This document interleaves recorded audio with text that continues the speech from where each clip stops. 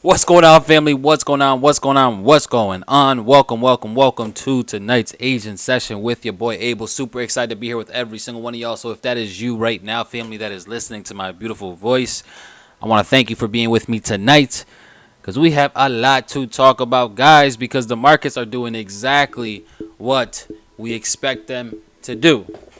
All right. So once again, shout out to every single one of you guys that are on here with me tonight, family. Go ahead and drop those locations in the chat because we are back with another Asian session live. And this is the start of our week here on YouTube. For those of you guys that are probably just now jumping on, I do go live every single Asian, well, not every single one, but every Tuesday, Wednesday, and Thursday, guys, Asian session. I am live providing massive value to everybody that wants to tune in. And hopefully I can go ahead and give you guys a little bit more extra sauce and a little bit more extra value today, as well as that is one of my main goals. Every single stream that I do, guys, every single session that I host, the whole intention is to at least get you guys that much closer to your goals, right? Help you guys get that much closer, to profitability if that's your ultimate goal, which I'm pretty sure it really is, right? And we're going to do this, right? I guarantee you guys, right? One session at a time, day by day. We're going to continue to get better. We're going to continue to create a lot of success stories, and we're going to see a lot of you guys in the next 6, probably even sooner, right? 6 to 12 months, everything can be completely different from you guys, right? Because if you guys start to implement everything that I'm teaching y'all right now, right, everything that I've been teaching you guys for the past 4 or 5 months now that I've been on YouTube live, right, consistently, guys, we've been literally doing this now for 4 months. I think 4 months. I don't know, right? I started, I think, in like March. Yeah, so around 4 or 5 months we've been doing this consistently now, right? But all the value that I've been giving you guys, as long as you keep on working at it, guys, in the next 6 to 12 months, I know for a fact, things can be completely different in your trading.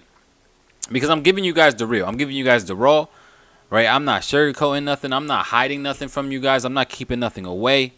I'm giving you guys exactly how I personally trade, how I personally look at the markets. And now it's just going to be up to you to actually execute it on your end, right? Because my job here, guys, is to give you the education, give you the information, but your job is to execute on that information, okay? And I know for a fact a lot of you guys are going to do it, absolutely, guys. So let's see who we got in the building with us today, man. Super excited to be here. Like I said, with every single one of you. I see we got Tony in the building. What's going on, Tony? We got Phoenix in the house. ATL, King Lions. What's going on, dog? We got Vermont, Kyle. Good to see you. We got Chicago in the building. Charleston, Free Zone. What's going on, man? We got DC in the house. Oscar, good to see you. Baltimore, ATL, Chicago. What's good, Christian? Good to see you in the chats. We got North Carolina. Andrew, what's up? Colombo, Sri Lanka in the house. What is going on? Let's see. Appreciate all the sauce you've been giving us, Abel. It's really been helping my progress. Let's go. Shout out to you for, rocking. All right. Again, I could give you guys the information, but it's up to y'all to actually execute. Right. So if you're seeing progress, then that means you're executing. Right. And that's literally all that I can ask from any of you guys. Right. Is that when you guys do get this information, whether it's coming from me, whether it's coming from somebody else, it's all about the execution, right? Are you actually putting it to work? Are you actually back testing it? Are you actually doing the things that's going to actually give you that confidence to start to do this with no issues? All right, so again, I can give you all the education. I'll give the information for free. Everything, too. I'm not like I said, I'm not holding nothing back. I'm giving you guys all the sauce, all the value. But it's still going to be up to you guys to actually execute on this stuff, right? So, family, if that is you, if you are literally going to execute on this information, and if you're going to continue to execute on this information, then go ahead and drop an execute in the chat for me one time. Right? Let's see who's serious about this, guys. Right? Let's see who's serious about this. Right? Drop an execute in the chat right now. All right? If you are serious and that if you making that commitment to me right now that you are going to start executing on the information. Right? So let's see what else we got here in the building, guys. We got Callie in the house. Christian, what's good? All right, good to see you in the building with us today. All right, let's see who else we got. George, my guy George from Australia. What's going on, George? Good to see you as well. Glamorous Princess as usual. Good to see you as well. We got ATL in the building. Travis, what's good, bro? We got PR in the house. Jamaica, Tanzania in the building. What is going on? South Africa in the building. Had my alarm set for this one. It's 4 a.m. Dinfo. Shout out to you, man, for making that commitment to actually show up. No excuses. No reasons why, right? That's exactly what it takes, right? So absolutely amazing. Shout out to you for rocking with us today. And hopefully I give you some value, right? And some sauce. All right, let's see who else we got. We got Tampa in the building, Alabama. What is going on?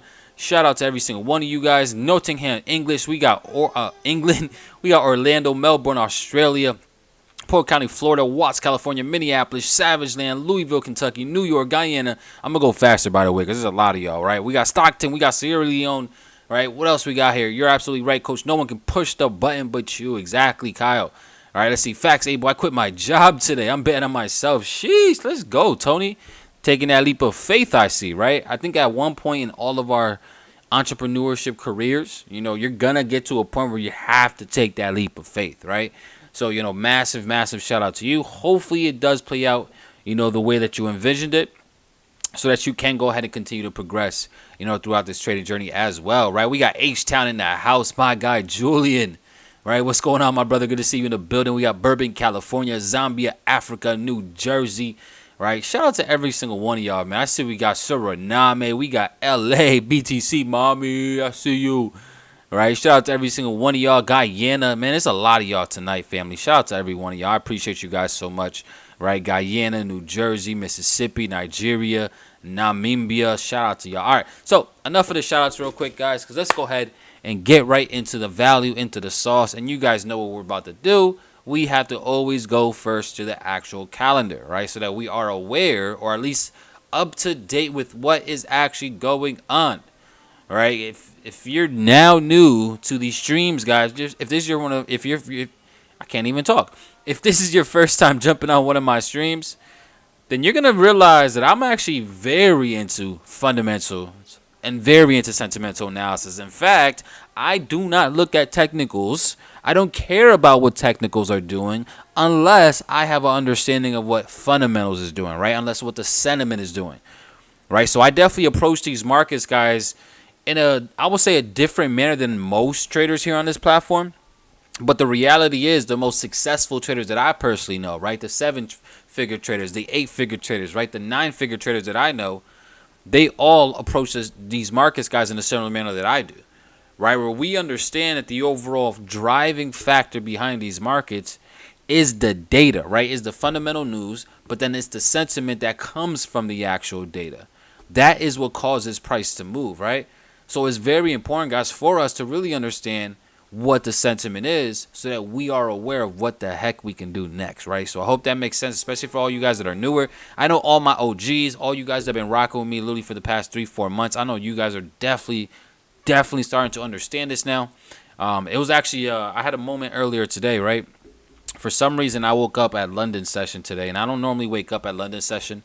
You know, that's 3 a.m. over here in the East Coast, right? So I don't ever normally wake up during London session. I enjoy my sleep, right? But last night I ended up waking up at London session for some reason. And I just could not actually go back to sleep, right? So I just stood up and I was just in my thoughts, right? And that's why I went crazy in my Telegram, you know, just providing you guys pretty much what was on my mind, right? So again, family, if you guys are not a part of my Telegram, I highly recommend you guys to make sure to go ahead and get involved, right? Get into the Telegram. Just because it's me. I mean, I'm the only one talking in that one, but I'm literally just giving you guys my thoughts, right? I'm giving you guys literally how I feel about the markets, my approach, and I'm giving everything, right? Like real value, guys, but it's more so like I use that Telegram as like a journal, right? Anytime I think of an idea, anytime I see something that I want to save, I throw it in there, right? So it's super valuable for anybody to be in that chat and just be paying attention. Right, but overall, like I said, guys, you know, I'm very, very big in understanding fundamentals, and I think it's probably going to be the missing piece for a lot of you guys that have been trading for a little bit or for a little while now and still are not seeing results, right? I mean, family, in the chat right now, can you go ahead and drop down how long you've been trading so far? Right, in the chat, go ahead and drop down how long you've been trading so far. All right, so for me, for those of you guys that might not know, I've been trading for over 7.5 years now, right? I started back in 2015, and yeah, we've been pushing ever since, you know. So, but how long have you guys been trading so far? Let's see, 12 months, 3.5 years, 2 years, 6 years, 3 years, 1 year, 1.5, 2 years and 2 months, 2.5, 2.5, coming on 3. Okay, I actually love to see this. right? I love all my newer students, right? I really do. Trust me, right? You know, I really do this for all my newer students, right? The ones that are less than 6 months. But I really, really, really, really, really love to see students that are here, guys, for 2, 3, 4, 5, 6 years, right? Because that means no matter what your results been, you're still pushing. You're still going, right? You understand at the end of the day, you're going to make this thing work no matter what, right? And that is absolutely crucial, right? So all you guys that are newer, please make sure that you have this type of commitment, right? To really lock in for the next 2, 3, 4, 5, 6 years so that you can really, truly master this, right? Because I'm going to be the person that's going to keep it real, raw, authentic with y'all. And I'm going to tell you guys what you need to hear, not what you want to hear, because that is my job, right? So what you need to hear is that trading is a whole new language, right? So with any new language, guys, if I told you guys right now, right, hypothetically speaking, we had to, you know, learn a whole new language. Let's say we had to learn how to speak Mandarin, for example. If we now have to learn how to speak an entirely new language and our objective is to become fluent in that language, do we really think that we're going to learn how to be fluent in Mandarin in 6 months? In 12 months? 12 months, yeah, probably, right? Maybe 2 years. Right? So, guys, it takes time to learn a language, a regular language, right? A normal language, a speaking language, right? But guess what trading is? Trading is a language, right? Learning how to do technical analysis, that is a language, right? Learning how to understand fundamentals, and that is a language, right? So right now, what we're all doing is we're still learning this language of trading, right? Especially if you don't come from a trading background, if your parents weren't traders or investors, if you really didn't grow up in a wealthy or a rich family or an environment, then yeah, you have to learn this new language that we were never ever taught. I was never taught the language of financial literacy, to say, right? Just keep it simple. I was never taught the language of trading. I was never taught the language of investing, right? So I had to learn those things. So for me, guys, it took me 2.5 to 3 years, right, for me to actually start to see some type of consistency. Right, 2.5 to 3 years, right? Which is why I get excited when I see people say that they've been doing it for 2, 3, 4, 5 years now. Is because your time is literally about to come any day now, right? Like you already put in, as long as those 2, 3 years, 4 years that you've been doing this, you've actually been putting in the work, then you're about to have your massive breakthrough where it all really starts to make sense, right? You just got to continue to go.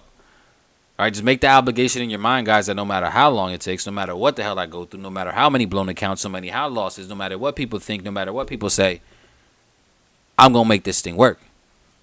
Right? I'm going to make this thing work. Right? I said this before, too, right? And I really like this quote, right?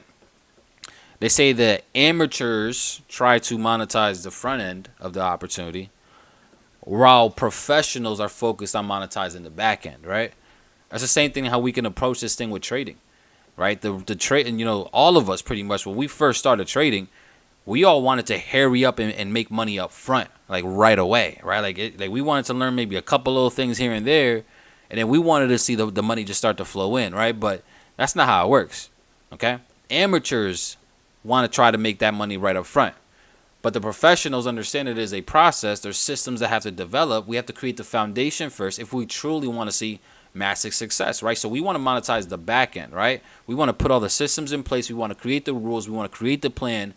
And then once all that is solidified, then we can actually go ahead and focus on making a lot of money, right? But right now up front, guys, your guys' objective should be to master the plan, learn the routine, right? Learn your disciplines, learn the correct habits. And when you do all that, the money that you're looking for is going to be a byproduct of you being disciplined, understanding the markets, having emotional control, having a strategy, having an edge in the market, all that good stuff combined, right? But it is something that, again, takes some time, guys, right? So, again, make that commitment that you're going to do this. No ifs, ands, or buts about it. And I guarantee you, your time will eventually come. I promise you. It's just going to happen, right? It's just going to happen. All right, so let's go and take a quick look at the calendar, guys, that we actually had today. So we actually did have an interest rate decision for the Aussie, which we actually spoke about. And they actually did raise rates around 50 basis points or 0.50%, which is what was expected. Now, the Aussie really didn't give me at least the reaction that I was initially looking for against Euro AUD. But if we're being honest, it's still very good chance for this thing to possibly roll over, right? Because now that the Australian dollar, guys, or the fact that they raised rates, there is a good chance that we could start to see strength in the Aussie come into play, right? And when I say strength in the Aussie, yeah, it's strength in the Aussie across most of these pairs, right? Especially, against the currency pairs where the central banks are offering a far lower rate, right? The Aussie is just going to be a lot more attractive to invest into, right? So I think that there could be some demand for the Australian dollar, guys, on a short-term basis for, because of that actual release, right? Because of the fact that they actually did raise interest rates, right? One of the easiest things, guys, or one of the simplest things that you guys really understand or should understand when it comes to really understanding fundamentals is understanding interest rates, right? Interest rates are a big deal, right? Depending on what we're doing in terms of interest rates, whether we're hawkish or whether we're dovish towards interest rates, that's going to tell a lot of the big boy traders, right, the smart money on what they should be doing, right? Whenever we're in a cycle of hawkish, right, whenever you hear somebody say, oh, yeah, the Fed is hawkish, that means that the Fed is in a cycle of that they're raising rates, right? They're hiking rates. And whenever we are hawkish and we are we are in an environment, guys, where the Federal Reserve or any central bank is raising rates, that is going to benefit the actual currency, but that is going to devalue or weaken the overall equities markets, right? So when you understand even just that simple thing, right, there's a lot to fundamentals, guys, a lot to sentimental analysis that you guys really need to understand, but just understanding that alone should tell you what we should be looking for, right? So let me go ahead and just break this down really quickly, right? Right now, this is literally in real time right now, guys. We have a hawkish, and I'm just going to talk about the Fed just because it is the Fed, right? But this correlates with majority of the central banks, right? So right now we have a hawkish Feds, which means, right, they are expecting to continue to raise rates, right? To continue to hike rates higher, okay?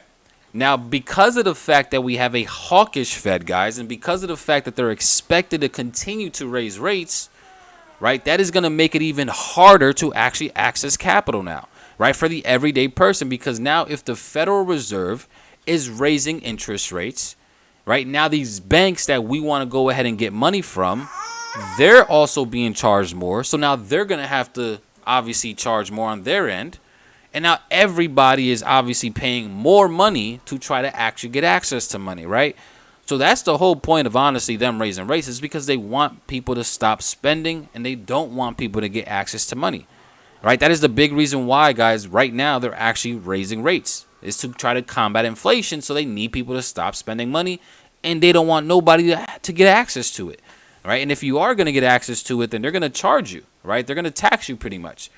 But when we understand this, now we should understand why everybody is flocking towards the U.S. dollar, right? Why the dollar has been in such demand. The dollar has been in such demand because, simply put, the environment that the Federal Reserve has put us in.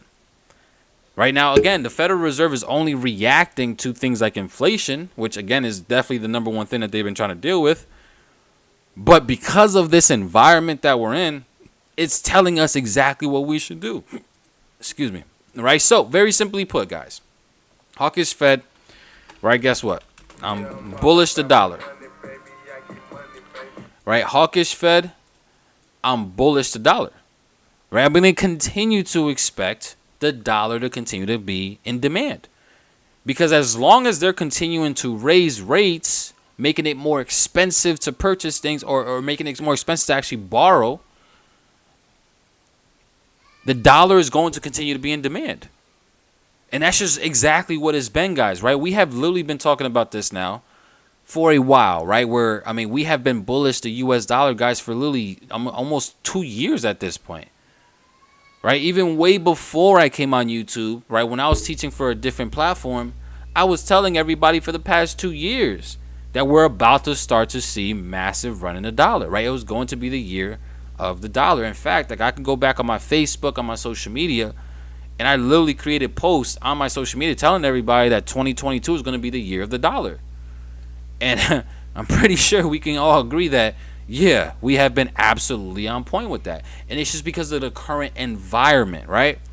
Interest rates were already high, right? When interest rates were high last year, when it was around 5-6%, everybody was making a big deal about it, right? But a big thing that the Federal Reserve was doing is they were talking all that transitory talk, right? Which transitory is just a fancy word for it's not going to stay long, right? They never really acted on it as aggressively as they should have, which led into us now being at inflation at 8.5%. And now, obviously, you know, they are obviously way more aggressive now, right? But just understanding, guys, again, the state of these markets is absolutely crucial, right? And just understanding this one thing right here, right? Just understanding what type of Fed we have can literally, like, easily change the game for you. Like, easily change the game for you. Right? Because now I know hawkish Fed, I'm bullish the dollar. Guess what? I am. Right? And I'm bearish. I'm bullish the dollar. And I'm bearish pretty much everything else. I'm going to be honest. Right? But bearish indices. Right? Bearish crypto. Right? We're bearish stocks. Right? We're bearish commodities. Right? We're pretty much bearish everything, like I said. And it's literally all because of what the stance of the Federal Reserve is. Right? If this is making sense, guys, go ahead and drop some threes in the chat real quick. Right? If this is making sense, drop some threes in the chat. I want to make sure everybody paying attention. Because like I said, I really recommend you guys. Every time you first come back to the markets, understand what I'm telling you guys right now and try to figure out what the overall sentiment is. I'm going to give you guys a clue right now. Right, Jerome Powell has already stated that they are going to continue to raise rates throughout the remainder of this year. If they are planning to continue to raise rates throughout the remainder of this year, what is going to be bullish, family? Answer this in the chat. What is going to be bullish, and what should we continue to buy if they do continue to raise rates, which is they already said they're going to. Right? They're going to continue to raise rates until they finally get inflation back near that 2-3% that they want it to be at. Guys, it's at 9%, right? We're still nowhere near close to that 2% that they want inflation at. Right? So you best believe they're going to continue to raise rates. They have no incentive to try to stop right now. Now, the only downfall to them continuing to raise rates is what? All right, you guys are 100% correct, family. You guys are, look at that. You guys are all, yeah, exactly, right? The dollar's still going to be obviously the number one thing, right? But this is also the thing that we have to be aware of, right? And I'm really reiterating this for all the newer traders on the call that are maybe just now found me on YouTube, right? The Federal Reserve is also dealing with something else, right? Outside of inflation, they're dealing with something else that, and if they really are focused on trying to combat inflation, which is pretty much what they are trying to do, it's going to cause something else to occur. What am I talking about, family? Right? Who knows? Who knows in the chat? Right? What else is the Federal Reserve trying to combat right now that is putting them in a very, very tough spot? Forcing economic contraction is the downside. There we go, Desmond. There we go, Desmond. Exactly, right? Recession. There we go, Michael. There we go, Loveland. Right? Inflation, yeah, we already know that their main objective right now is to fight inflation, right? But there's also a whole nother thing that they're also trying to do that kind of goes against their objective of fighting inflation. Right? Because, yeah, guys, yeah, right now, we've literally seen back-to-back quarters of negative growth. As an economy, as a growing economy, we don't want to see that occur, right? We constantly want to see growth overall occur, right? Healthy growth, though. But because the growth has not been healthy, right? Us growing at 8-9% year over year is not considered healthy, right? That's going to cause a lot of people to absolutely go broke, right? So that's not healthy. So because it wasn't healthy, guys, they had to act. But them doing what they're doing, them raising rates, them forcing the demand to start to dry up, that's essentially what they're doing. Right? All of our assets, guys, over the past 2 years went through the roof, right? Stocks went through the roof. Housing went through the roof, right? All these assets that a lot of people invest into over the past 2 years have done astronomical numbers. In fact, guys, the past 2 years from 2019 to 2021 was the absolute best time to get rich. You could have literally threw money at anything, any stock, any crypto, any house, right? You could have threw money at any asset in 2019, 2020, 2021, and you would have made money, right? But we cannot have runaway inflation, but yet job wages remaining the same, right? We just can't, because then people are going to be in really tough situations, guys. So overall, yeah, the Fed is dealing with inflation, but the Fed is also dealing with economic weakness, right? They can't allow us to go too bad, right? They can't allow us to get too bad, because if they see us guys going maybe 3-4 quarters of negative growth, they're probably going to have to try to do a U-turn. Now, in my opinion, it's just my opinion, right? I could be completely wrong. I'm nobody. I'm not no quote unquote economist, right? But I'm thinking, if we start to see the jobs report, right? If we start to see the unemployment rate continue to go higher, because we actually just had unemployment rate come out last year, or not last year, but last week, right? The unemployment rate actually did go higher, which is what I've been telling you guys was expected. Right, but if we do see, guys, if the Federal Reserve, because right now the one thing that's really keeping the Federal Reserve still on, still chilling and still positive with actually raising rates and stuff like that, is the fact that we still do have a strong jobs market over here in the U.S. Right, our jobs market is still very strong. Right, even though our inflation did go up, not inflation, even though our unemployment rate did go up a little bit, right, from 3.5 to 3.7. We still are that's still very, very good, right? Having an unemployment rate at 3% in a country, that is massive, right?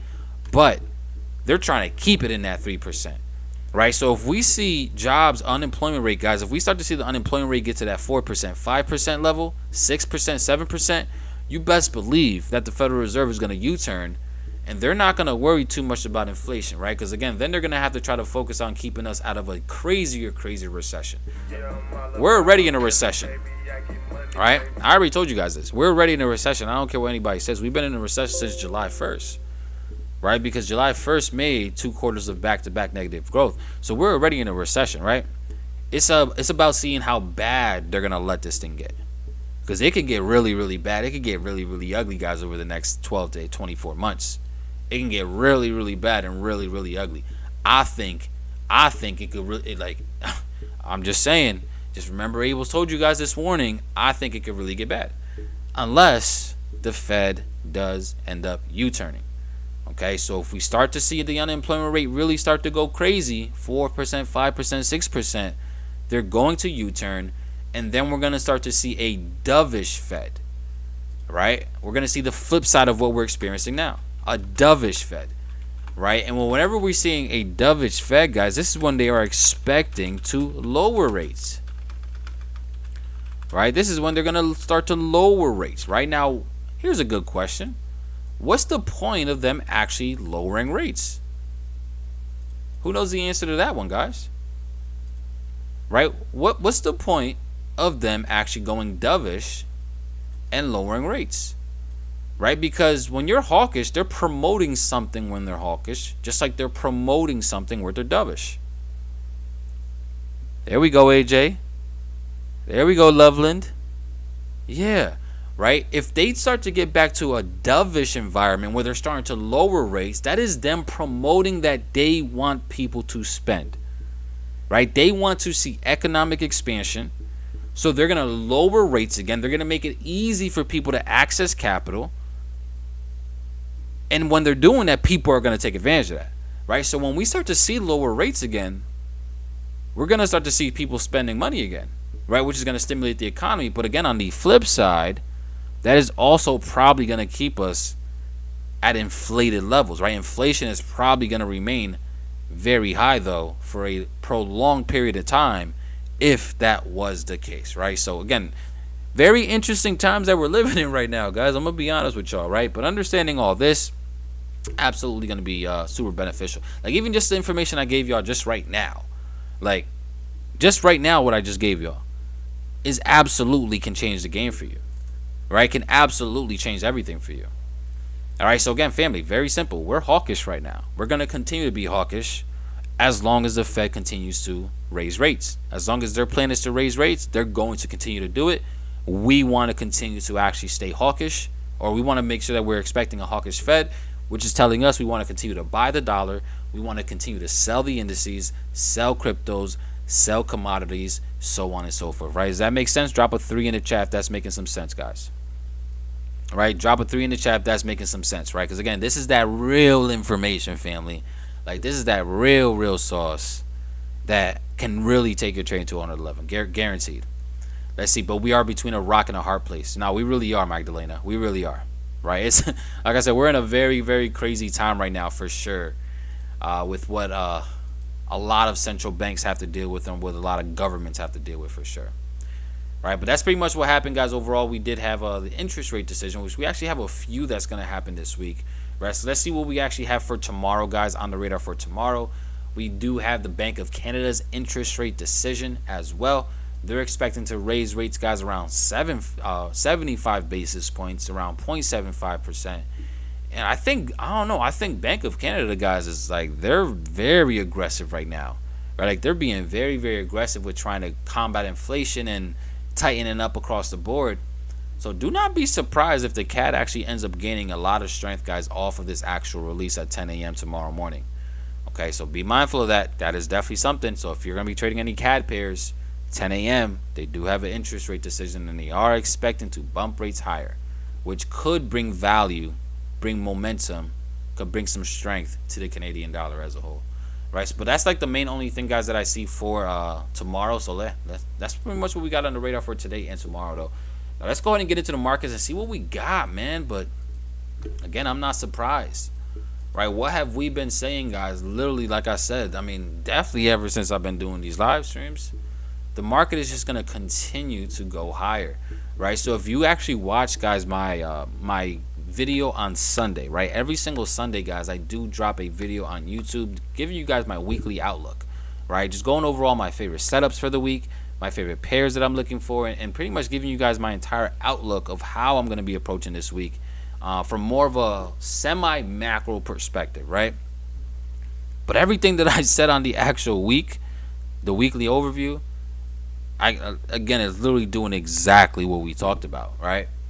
And it's crazy because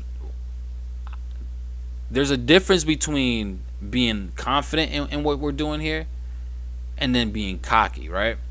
When you're cocky, that cockiness is usually never going to play out. But when you're confident, it changes the game for you, right? Because when you're confident in something, now your emotions are going to be far more in check.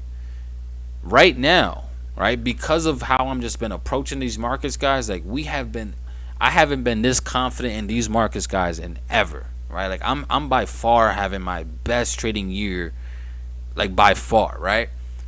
And it's because of now my implementation of fundamental and sentimental. Like, I just now, guys, started taking fundamentals and sentimental serious. Maybe about a year and a half ago is when I really started taking it seriously, right? About a year and a half ago, right? So over again, I've been trading for 7 years, right? It took me 3 years to get profitable. So from year 3 all the way to around year 6. I was really only profitable off of technicals, but the only reason why I was able to be profitable solely off of technicals was because I was super disciplined, right? Like, I was super disciplined, right? So if you want to rely solely on technical analysis, you have to have a high level of awareness, a high level of discipline, right? You have to be able to follow your rules to the T, right? Like, you can't play around with this, right? Which you should do that no matter what you trade, no matter how you trade, right?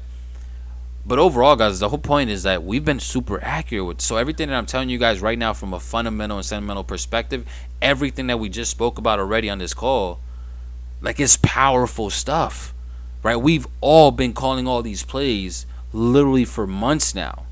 And it's literally just because we understand what the bigger picture is saying, right? Get in the habit of trying to figure out what the bigger picture is saying, guys, so that when we do go to lower time frames, we're not confused.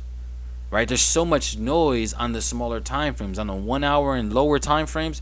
There's so much noise that causes us to overthink things and causes us to get in our emotions, and then it leads to a whole bunch of bad things and bad decision making. Right, but again, it's all about just getting that confidence at the end of the day. Right, but let's see what we got here, guys. So what can we expect now? I mean, you guys know what the hell I'm gonna say. I'm still very much bullish. right? I'm still very much bullish, guys. If we really see what actually just happened, though, right? We actually just finally broke above, right, this little last level of supply that we have here, right? We have this entire level of structure, supply, all the way up at this level, guys, where, you know, the market absolutely came up here. I mean, it paused for about 4 or 5 months before we just started tumbling very aggressively. So I definitely questioned whether we can actually see some type of a pullback off of this level. And we actually had a little bit of a daily pullback. Nothing too crazy, right? But now it got completely erased and this thing is just still going. So guys, like I said, I actually said this publicly on an actual well-known podcast as well. And I told them that I want to see the dollar all the way up at 120 at this point, right? As long as the Fed is continuing to raise rates, guys, we're going to see a dollar at 120, right? Or the dollar at 120. Like, I just know it, right? Again, it's just the environment is calling for that. I could say this with confidence, and I could say this to you guys with confidence, because that is what the current market conditions are stating. That's what the current conditions of the overall economies, the overall central banks, everything, right? It's saying that. This is not us trying to guess this stuff now, right? Because, yeah, for the most part, guys, when it comes to actually margin trading, right? Big shout out to our newest subscribers, by the way. I appreciate you guys. Thank you guys so much. T and J, I see y'all. Charles, what's up? Patrick, what's up? Right? Big shout out to all of our newest subscribers. Family, go ahead and drop a welcome chat for our newest subscribers. Massive shout out to y'all. I appreciate y'all, right? But let's get back to my rant real quick, right? Now I just forgot what I was even saying in the rant. Right, man. But big shout out to every single one of y'all, man. I appreciate y'all either way, right? But again, oh yeah, this is what I was saying. So guys, that's why it's so important to understand the overall macro, right? Because when you understand what the overall macro perspective is, based off historical data, based off how the market reacts, right, when it comes to certain market conditions and certain environments, you're able to take advantage of that. Okay? So, again, I think we're still going to very much see higher pricing, in my opinion. Okay? Now, let me go ahead and catch up with these comments really quickly. We're going to have the most success stories in the wealthy fam. I was definitely holding you back. I'm glad you unleashed the beast. I appreciate that, Oscar. It really does mean a lot. Let's see. Is it possible EU doesn't actually raise it?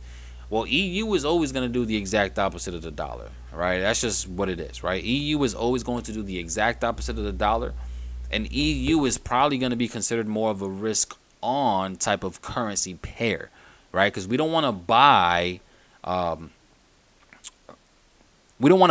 dollar in a risk-on environment. We want to buy the dollar in a risk-off environment, right? Risk-on, risk-off sentiment. That's another gem for you guys that are newer to the streams, guys. Go ahead and do your research on risk-on, risk-off sentiment. It will change the game for you tremendously as well, right? But overall, guys, yeah, if the euro is going up, then the dollar's going down, right? It just has to happen that way, right? If the dollar is going up, the euro is going down. So they always are going to have a negative correlation to each other, right? So with that said, though, if I'm expecting the dollar to continue to go up long term, right? Again, the keyword there is long term. This is the monthly time frame, by the way, right? The monthly, right? Which means each candlestick here, guys, is literally an entire month worth of data, right? So we're on a very bigger picture, right? But I want you guys to see what the overall bias for me still is, right? As long as, again, I'm gonna keep on saying this a million times, right? Because I want it to be stuck in your subconscious mind. Because when it's stuck in your subconscious mind, you'll never forget it, right? But as long as the Fed is going to raise rates, we're going to see a bullish dollar, right? So, yeah, my target is all the way up here until they start to change course, right? And I'm going to continue to expect this to happen until, again, the Fed decides to actually do a U-turn and they start to ease monetary policy. That's just the reality. That's just the way it is, okay? So I'm still very much bullish, right? But does that mean, Abel, do we want to just jump right in right now? See, now that's where it gets very tricky, guys, with trading, right? Because we can understand the overall bigger macro, which we all do, but it's about the precision that you have to have when it comes to trading, because we are trading on margin, right? We're trading on margin, right? We're only given but so much room, right? And to be in drawdown before we start to get closed out, right? Before, the brokers start closing out our trades. So because that is that, our precision has to be through the roof because of our ability to be wrong can't be that big, right? So that's why it's very important, guys, to really understand the technical side of it, right? That's why technical analysis is so important, right? So that you can get those precision-like entries. But the overall main important thing about this whole thing is understanding the fundamental and fundamentals first. When you understand the fundamental and the sentimental perspective, guys, then you just use the technicals to get you that entry, right? To fine-tune that entry. And then you can just ride out the trade, right? For as long as you understand the macro perspective, right? So super, super saucy right there. Let's see, what's the point in raising rates and hoping we stop spending? Feel like there's more to it. Lowering a little, just like the gas price, we get excited, but it's still way higher than it was last year. Right? I mean, that's just, again, that's their way to try to combat inflation, Linda. Like, that's literally it, right? Like, their job right now, right? Again, the Federal Reserve, guys, has a couple jobs, right? To have low unemployment and to have stable prices. We have low unemployment. We do not have stable prices, right? Because stable prices is to keep it at around that 2%, right? Which doesn't really make sense because that's still not technically stable, but it's only 2% growth year over year. Right now, we do not have price stability, right? So they're trying to get that under pact. One of the tools that the Federal Reserve has access to is actually dealing with interest rates, right? And changing the overall benchmark rate and what they're actually going to be lending to these banks. That's all they do, guys. With the Federal Reserve, when they're changing rates, right, they're not really changing it for us. They're changing it to the banks, right? The people that are going to borrow from the Fed, which are usually these big banks. It's just now that the bank, since the bank is getting a higher interest rate, they still have to make money. So now the banks have to charge us a higher interest rate. And since we're getting charged a much higher interest rate, we're probably not actually going to go ahead and get those loans that we normally would because now we cannot afford the monthly payments for those loans. Right? You know what's crazy? Like, I actually had a conversation with my dad the other day, right? Because he actually literally just closed on a house. I kid you not. Literally last week. And in my head, right, I'm a trader, I'm an investor, right? Like I look at the market, I look at the data, right? And as soon as he told me that they closed on the house, right, in my head I'm like, damn, you're closing on a house. You just bought a new house at the high of a market, at the high of a real estate market, while mortgage rates are extremely high as it is at around 5-6%. I'm like, yo, Pops, I love you, but you're crazy. Right? Just like that. Right? It's because now he's going from his house right now that he actually bought 5 years ago. He has a ton of equity in that house, though, right? He has a shit ton of equity, right? But he's going from that house where his mortgage rate was only around maybe 1 to 2%, right? Because of, I mean, we literally had historically low rates just a few years ago, right? So he's going from a mortgage rate now at 1 to 2% because interest rates were so low to now because the Fed has been jumping up interest rates. Now through his bank or his mortgage loan provider, his interest rate is now, or his mortgage rate is now going to be around 5 to 6%. Right? That's going from maybe a $2,000 a month, $3,000 a month mortgage to now a $4,000 or $5,000 a month mortgage. Right? So when we're talking about affordability due to interest rates, right? What most Americans can afford is now starting to shrink, and all simply because interest rates are now going up. Okay? So that's literally what it is, right? Interest rates are here. That's just a tool. That's one of the tools, right? The Fed has a bunch of different tools, guys, that they use to try to combat various different things. But to combat inflation, the Fed utilizes interest rates to try to do that because they try to promote less spending by doing so. All right, so I hope that made sense, Linda, but that's literally exactly what they do. Let's see, do the export and import news move the markets like interest rates or GDP?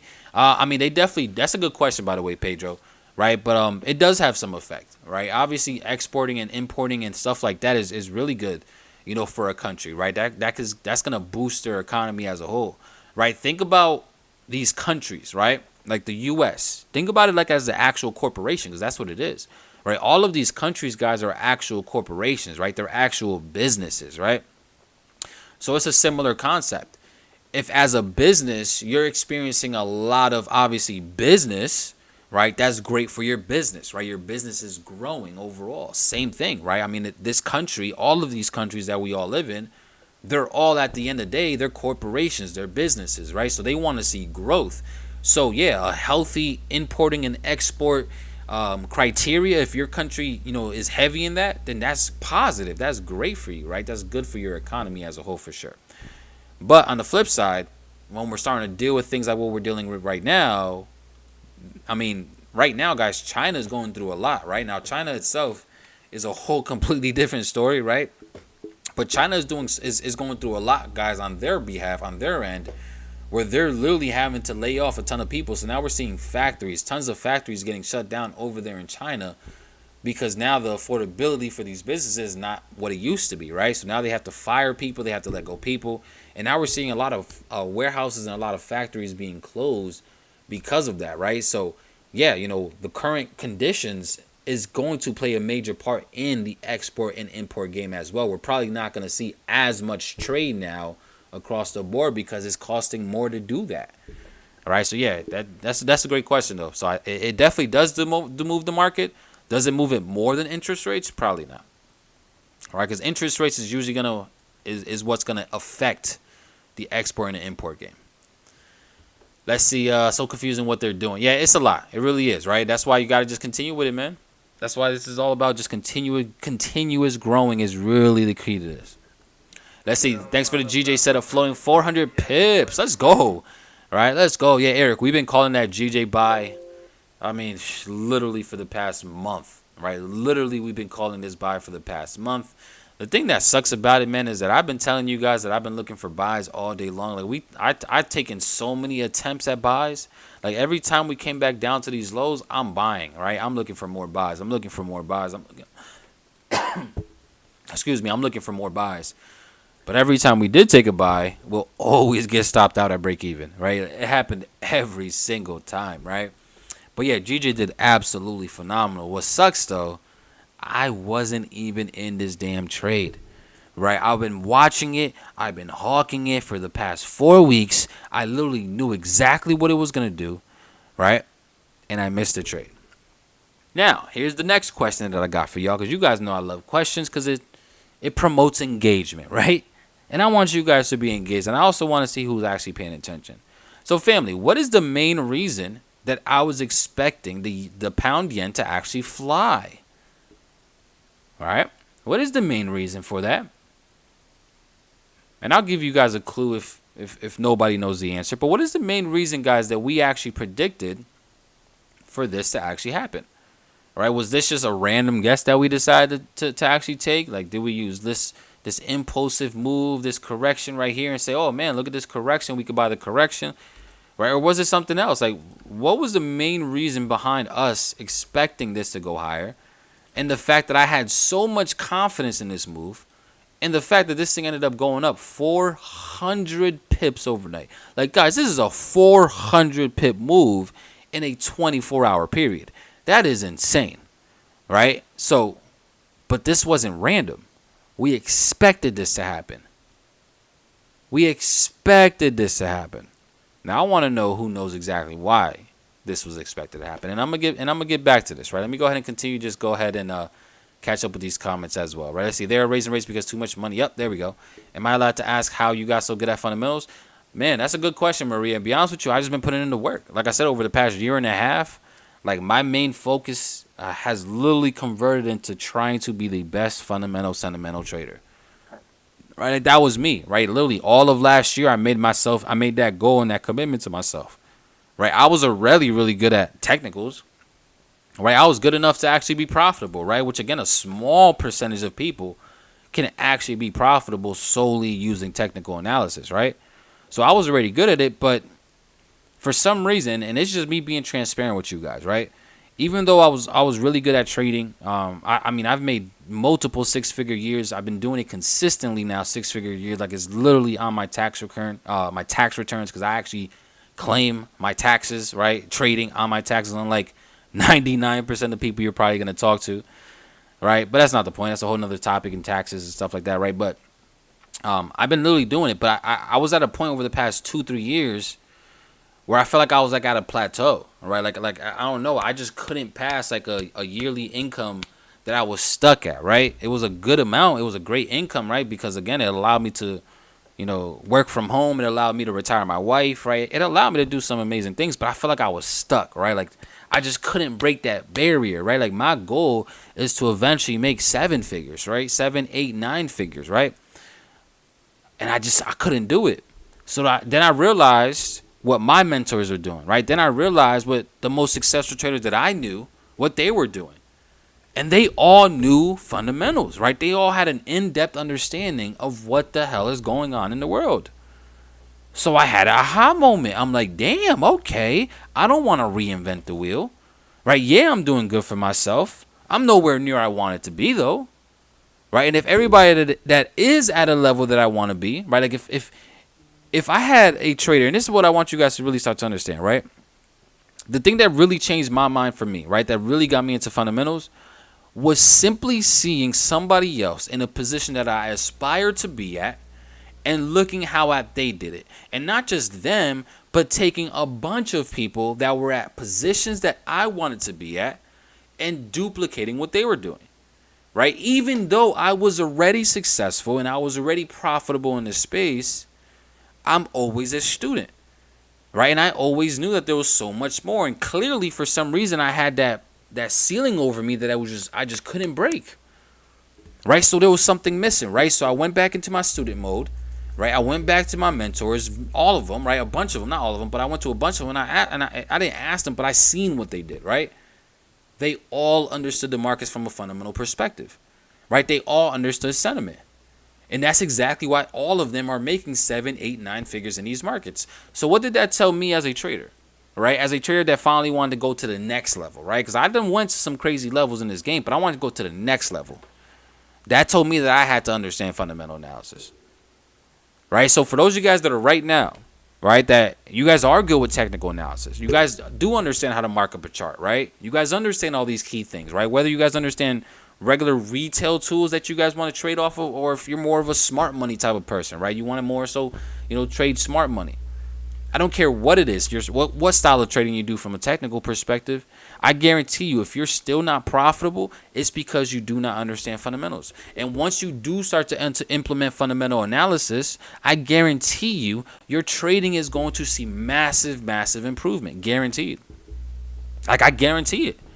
Like, there's not that many things that we can guarantee, family, in this space, because trading is trading, right? Trading involves risk. Risk means that there's always a potential for loss. Right? In fact, we know we're going to lose, right? So we don't like to guarantee many things, right? But the fact that we are going to take losses, right? And the fact that if you understand some fundamental and sentimental analysis, it's going to take your trading to new heights. It's just going to, right? Remember, I asked earlier how long have you guys been trading, right? And there was a lot of you guys. I would say the average was maybe around 2 to 3 years, right? So if you put in 2 to 3 years and yet you're still not seeing what you want to see, start to understand fundamentals and watch how quickly things start to change for you. Guaranteed. Right? And if it doesn't happen after you understand fundamentals, come to me and I'll make sure it happens. Right? I'll make sure you understand it. Now, let's see. This notch has taken my trading to another level. Nah, this is some next level sauce right here, Oscar. It really is. What's up, Abel? Thanks for the, let me see. Thanks for the, let's see. Let me check. I'm trying to catch up with the comments. Let's see. Thanks for the book referral on fundamentals. Oh, 100%.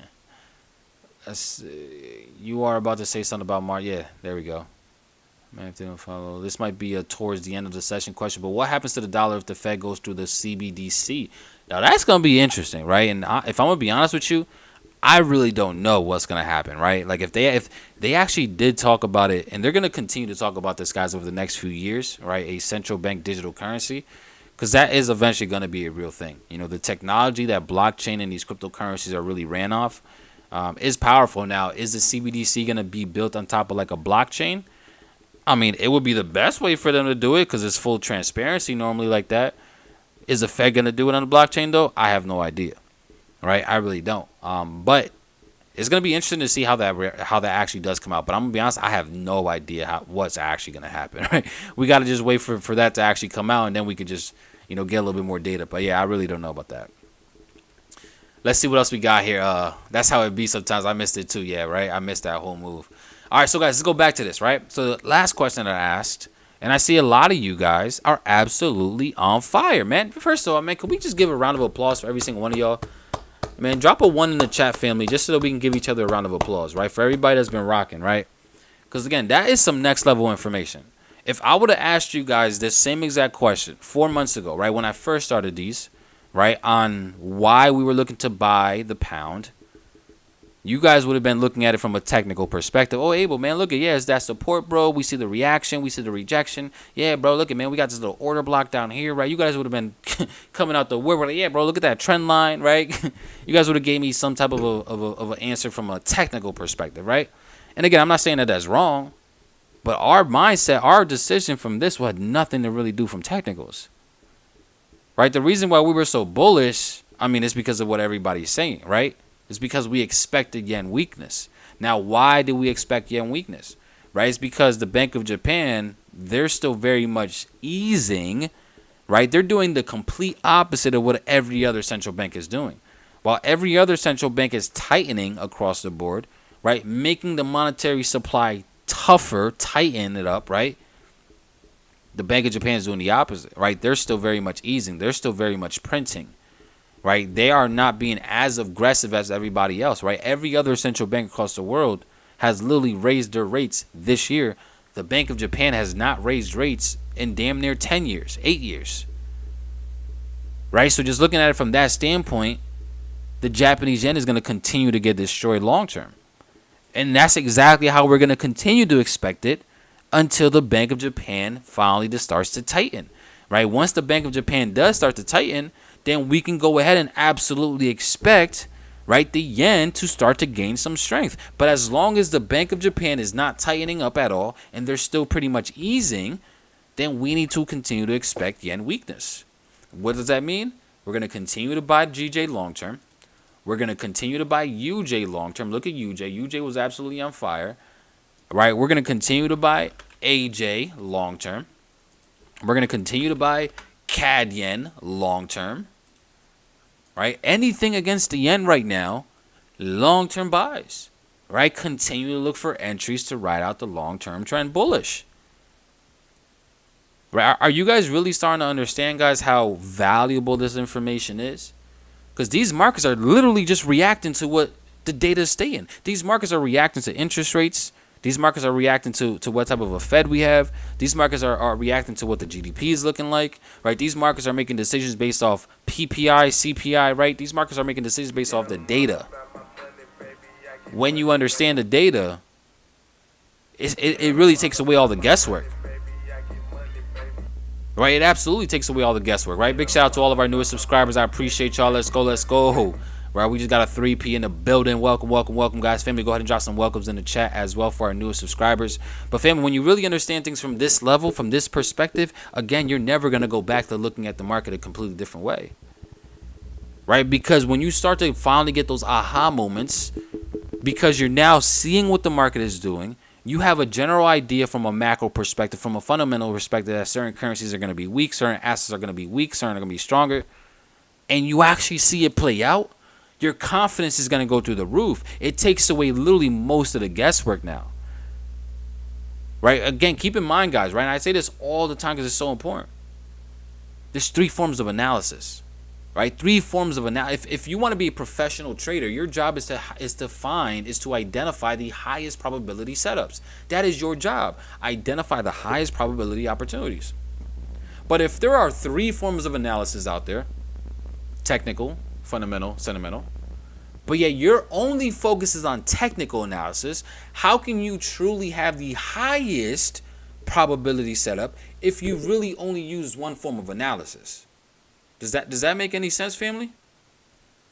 Right? Which is why there's so many of you guys right now that are, like I mentioned, are good at technical analysis. There is a lot of you guys that know how to mark up a chart. Right? There's a lot of you guys that understand smart money concepts, right? Understands mitigations, liquidity pools, right? Order blocks, all those stuff, fair value gaps, whatever, right? There is a lot of you guys that understand that stuff, but you're still not profitable. And it's probably because you lose sight, right, of the overall picture when you start to go to smaller time frame. And on the smaller time frame, you're seeing all this noise, right? Eliminate the noise, or you're able to ignore the noise when you understand what the overall macro perspective is. Point blank, period. Right, so let's go ahead and see what we got here now, guys. Right, so again, I'm gonna start off with Euro USD. Right, and I mean, this thing has just been on fire, guys. I think we're gonna continue to see this thing going lower. Right, but I would love, right, for me personally, I'm still expecting very much more downside here, right, for Euro USD. But where can we act? And this is where, again, that precision, right, when it comes to technical analysis, this is when we really got to focus on the technicals now. Right, once we understand everything from a fundamentally, I'm bearish Euro USD. Right, fundamentally, I'm bearish Euro USD because the demand for the dollar is far more attractive than the demand for the euro. Right, there's going to be a lot more demand for the USD as opposed to the euro, which is going to continue to cause Euro USD to continue to drop. Look at this. This is crazy. Or is it really? No, it's not. It was expected. Right, so I'm still very much expecting. But now this is when the precision comes in when it comes to identifying technical analysis. All right, bet, Abel. So where would we get in then? Right, well, the first thing I want to do is I want to identify, big shout out to our newest subscriber. What's going on? Shout out to you. I appreciate you for being our newest family member. Right, welcome to the family. Right, so the first thing I like to do, guys, is now I got to identify, right, if I'm looking for the sell, are we in the middle of a pullback or are we still have to wait for that? Right now, we haven't seen no pullback yet. Right? If I want to look for a trade, a sell, I need to see a pullback before I go ahead and jump in. Right? And not just that, I need to see that pullback actually pull all the way back to an area of supply and demand. Right? Because from a technical perspective, I'm a market structure, price action, and supply and demand type of trader.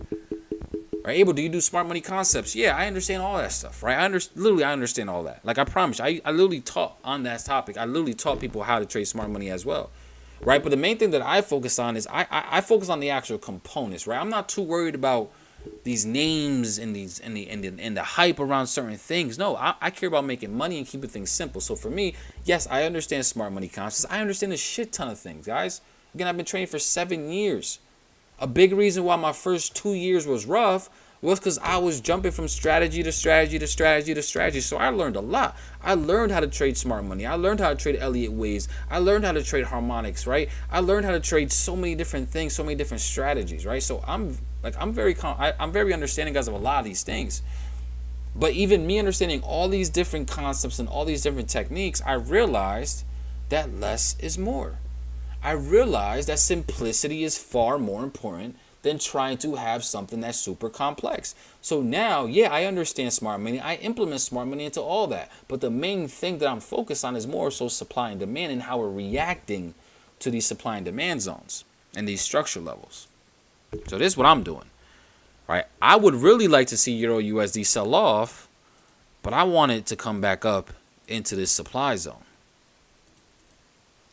Right? I need to see it come back up here. Why?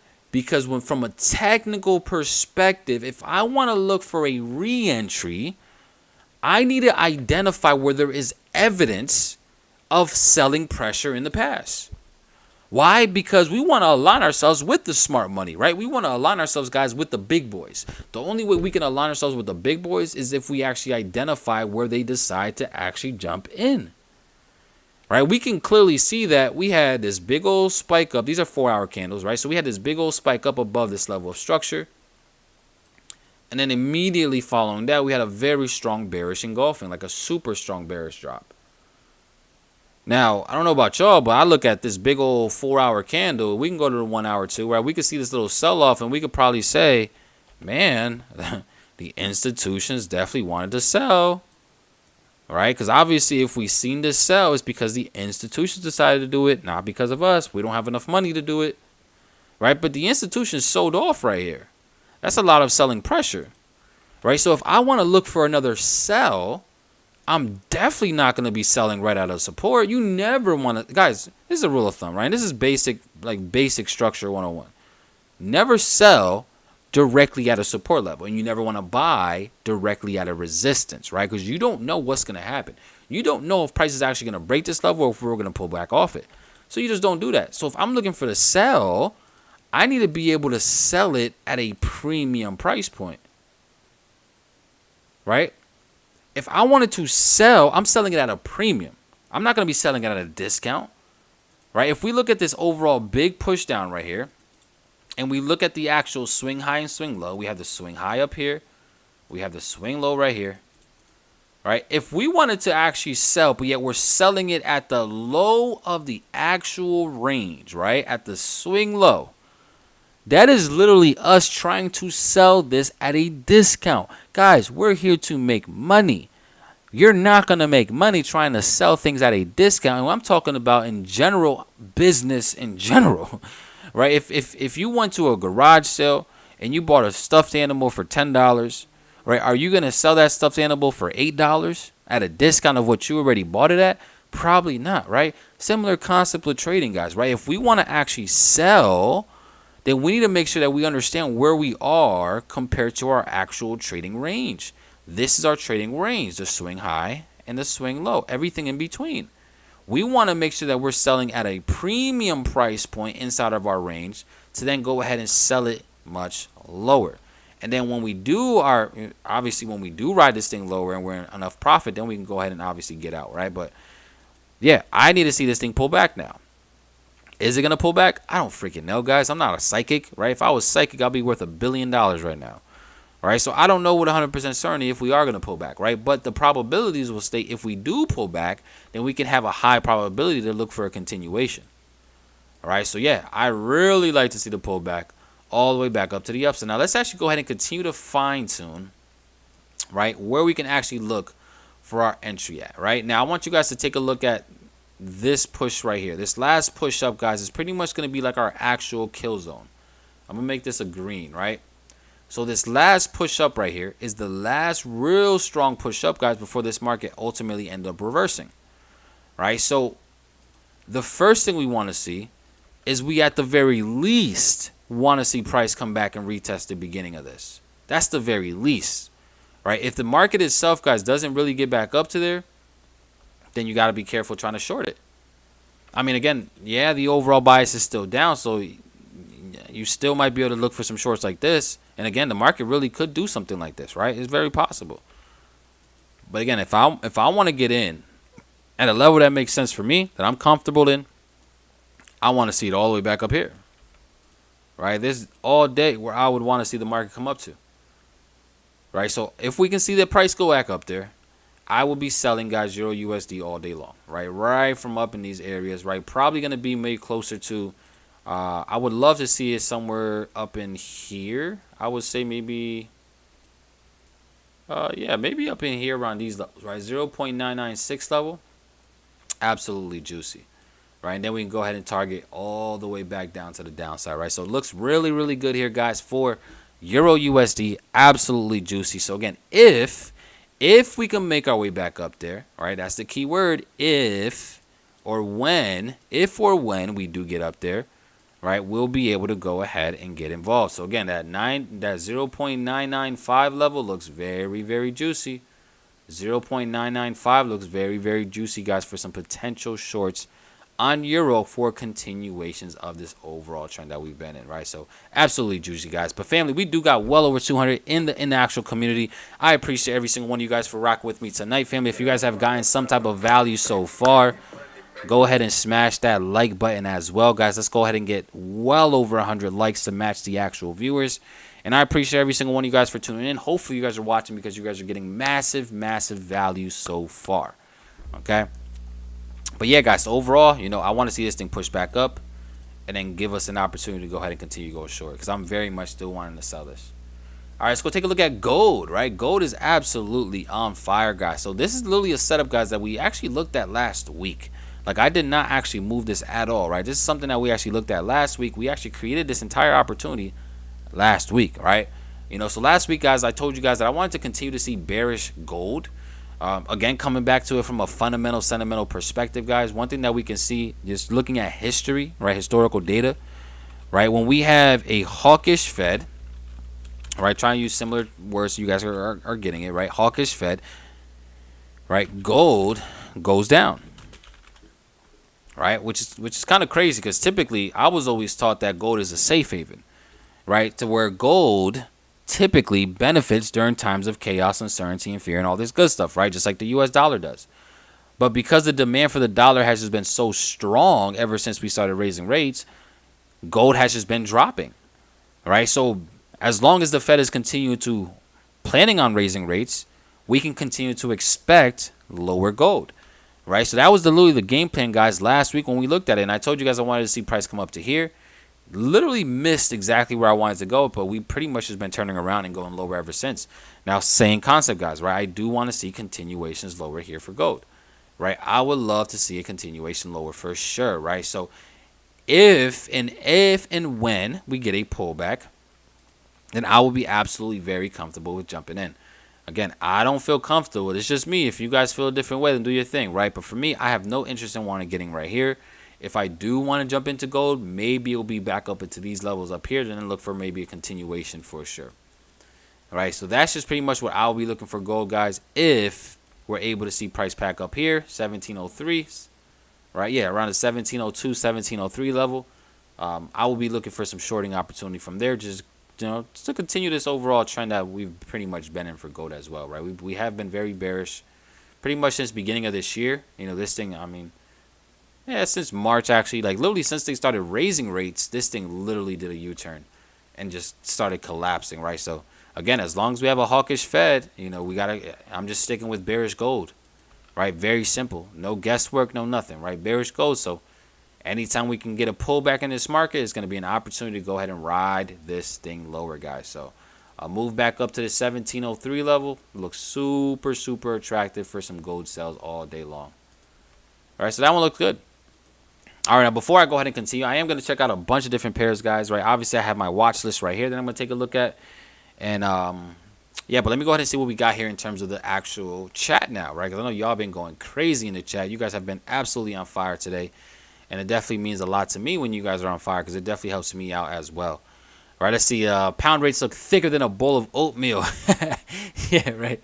You guys are on fire, man. I absolutely love it. Right, but just look at, like, this is what I love the most, family, right? Just seeing all the answers, right? Just seeing you guys on top of things, right? Seeing you guys absolutely on par, all right? Like, understanding exactly why, the yen is weak, right? Understanding why the pound was bullish. Like, that is next level. Right. Again, this is information, guys, that I'm pretty sure most of y'all have not actually have access to or have understood at least. But Abel is going to change that for y'all. Right. We're definitely going to go ahead and change that. Right. All right. So let's see what else we got here. Spring test, I think accumulation move to the upside. That's a skag move, I thought. Yeah. All right. Let's see. Let's see. I don't believe you for some reason. 6 figures a year for multiple years. Risk management, y'all. Discipline. I don't know what you don't believe, Conscious, but yeah. All right, let's see what else we got here. Hit that like button, fam. I appreciate y'all. 6 years in, just on price action. He's speaking big facts about fundamentals. Yeah, Quinn. Again, it just takes you a whole nother level. When you said when traders understand trading is a probability, you will respect risk management, that hits.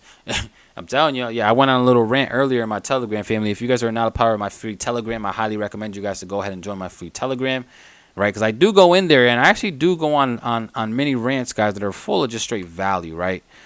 So I actually told everybody today that if you do not respect risk and risk management, you're never going to see massive results in this game, right? The professional traders, guys, they understand and they respect risk, right? Which is why they're disciplined to it. So you got to just stay disciplined and everything else will make sense.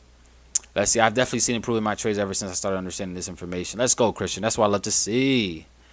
All right, let's see. JC since 2016. Let's go. Right, you've been absolutely on fire since 2016. Let's see. You can also track the strength of the Japanese yen against a basket of other currencies, sort of like what we do with the Dixie.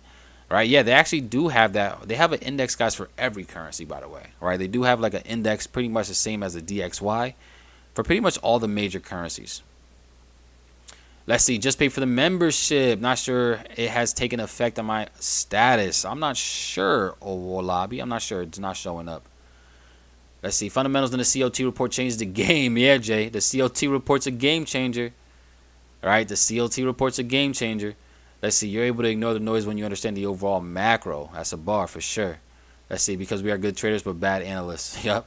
I heard on Twitter the energy crisis also causing euro weakness. Very possible for sure. All right? There's actually an energy crisis literally happening across the world, right? So I'm pretty sure it's definitely going to affect the euro, but don't be surprised if it actually affects like everyone, all right? Let's see. Once prices at the PO, we wait for the shift, wake off, weak to strong hand transfer. Yeah, let's go. Yeah, now that's a good way to look at it, Jay. Let's see what else we got here. Wait for more confirmation. Hella free game, better price. Shout out to that boy Mav. I see my boy Mav in the building. What's good, bro? Appreciate you. Let's see. You need to change the sub chat song to Juicy from Doja Cat. Yo, 20 pip. You are hilarious, bro. You are absolutely hilarious. Let's see. Bitcoin. Yeah, I'll take a look at Bitcoin in a second. I got you. I'll take a look at EA as well. All right, I got you guys. You guys know what time it is. Let's see. Drop a like button. Let's get King to 20K. I appreciate you, George. Right, 20K is the goal right now, guys. Right, we're absolutely on the road to 20K subs. The goal is 100K subs by the end of this year, and hopefully this type of value, this next level value that I'm giving y'all, can, you know, propel me to that 100K mark. Right. Let's see. I'm seeing eCat showing the head and shoulders, having broken the neckline, as retesting it before the drop. Can you take a look? Yeah, I'll take a look at eCat as well. Give me a second. Just remind me, Amario, so I don't forget, because I do want to take a look at that for you for sure. I see U.S. currency is a better investment than gold for foreign currencies at this time. That's why gold will continue to fall. Yeah, 100%, my rook. You got it. Let's see. What's going on, brother Joe? Good to see you in the chat. Right, Mozart, what's good? We'll see. Yeah, I'll check UJ for you in a second as well.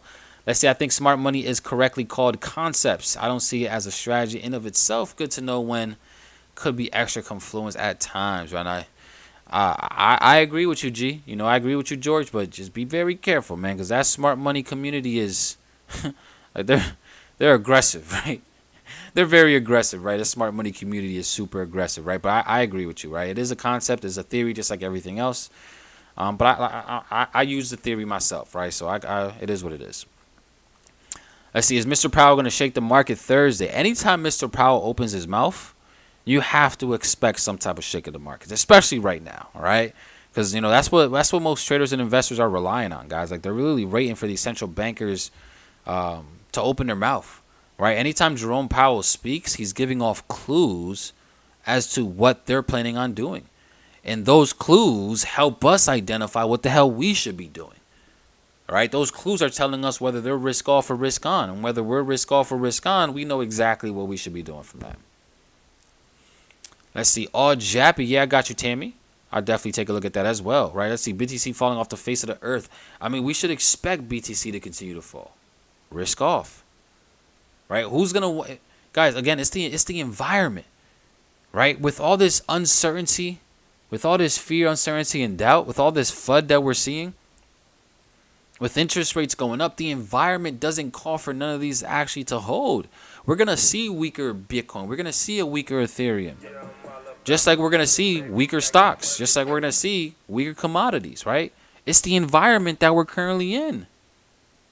There's no confidence in the markets right now. There's no confidence in the economy. So, yeah, we're going to continue to see those lower. Let's see. US 30. Yeah, I got you as well, Pips. Trust me, I'm going to go over all those with you guys for sure.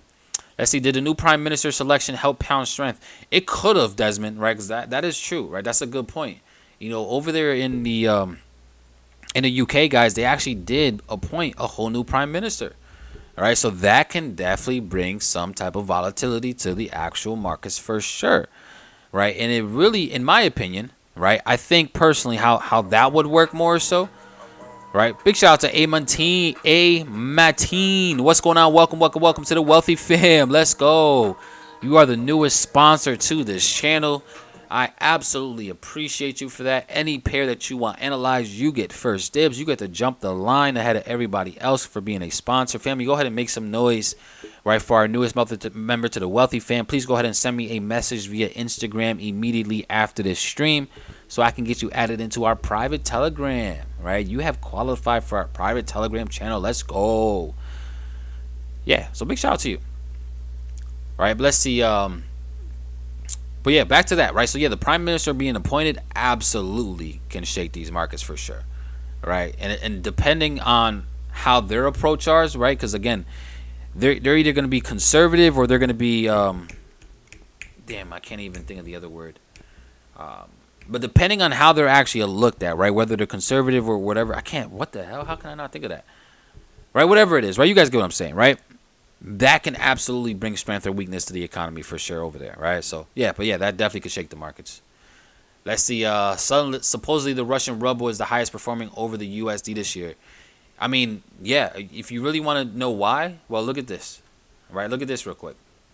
Let's take a quick look at the actual central bank rates, and look at this. Can you guys tell me, right, what the actual current rate is for the central bank over here in Russia?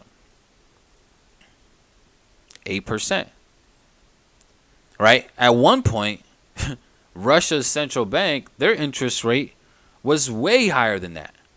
All right, let's see if I can bring it up, because I don't know exactly what it was, but it was way higher than that. Right? Like the actual central bank. So yeah, they're purposely inflating their currency though, by forcing everybody not to be able to spend, right? Because of how high their interest rates are. Right? I'm not going to be, obviously, I don't know how to read Russian, right? So I'm not even going to try to read none of that. But yeah, their interest rate is just so high, right? Which is literally forcing them to pretty much like inflate their currency, right? So that's definitely, yeah, that is true. That is a good point that you noticed, though. Let's see. They trade like the bank. Smart money. I'm dead. Yo, Eric, you're hilarious. All right, let's see. Met you in Houston 2 years ago at the IM event and Wealth Club event. You were one of the few with authentic energy. C. Powell's, I appreciate that, man. Definitely means a lot to you. Well, it means a lot to me for sure. Let's see. The value that Abel's giving is cheating, family. We like Patriots, Spygates. We literally peek into the market playbook. I'm telling you, like guys, I please do not overlook the fact that this information I'm giving y'all right now and how I look at these markets, like 99% of traders are not doing this. Right? That's just a fact, right? So when you put yourself in a better position to actually understand all this stuff, you're going to be a part of the very few percent that's actually able to understand it, and it's going to change the game for y'all, for sure. Let's see, conservative or aggressive. That's what it is, right? How can I think of that word, right? But yeah, if they are conservative or aggressive, that can also lead to some, right? 'Cause, I mean, just think about it over here in the U.S., right? We have Republicans and Democrats over here in the U.S., right? Republicans have their own agenda that they want to go ahead and abide by. Democrats have their own agenda that they want to abide by, right? Same thing overseas. But depending on these different agendas and depending on who actually gets elected into office, that's going to show whether, there's going to be confidence in the markets or if there's going to be, a lack of confidence, right? Because if you actually take a look, guys, back in the day, there was this one graphic. I wish I still had it. I'm pretty sure I do have it somewhere, right? But like there's this actual graphic that actually breaks down, guys, the actual dollar, right? I mean, I'm pretty sure I can make it myself, but it'll just take a little while, right? But this graphic actually pretty much just showed, how the dollar reacts, guys, based on if we have a Republican in office and based on if we have a Democrat in office, right?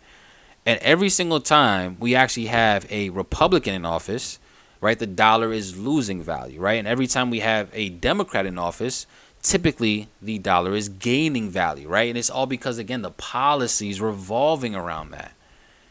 Okay? So, yeah, 100%, guys, right? Depending on who's going in office and depending on what type of party they're, associating with, and those agendas can absolutely influence these markets. Now, that just leads into a whole nother pretty interesting topic, right? Guys, we also do have, over here in the U.S., right? We do have coming up midterm elections. Midterm elections, right?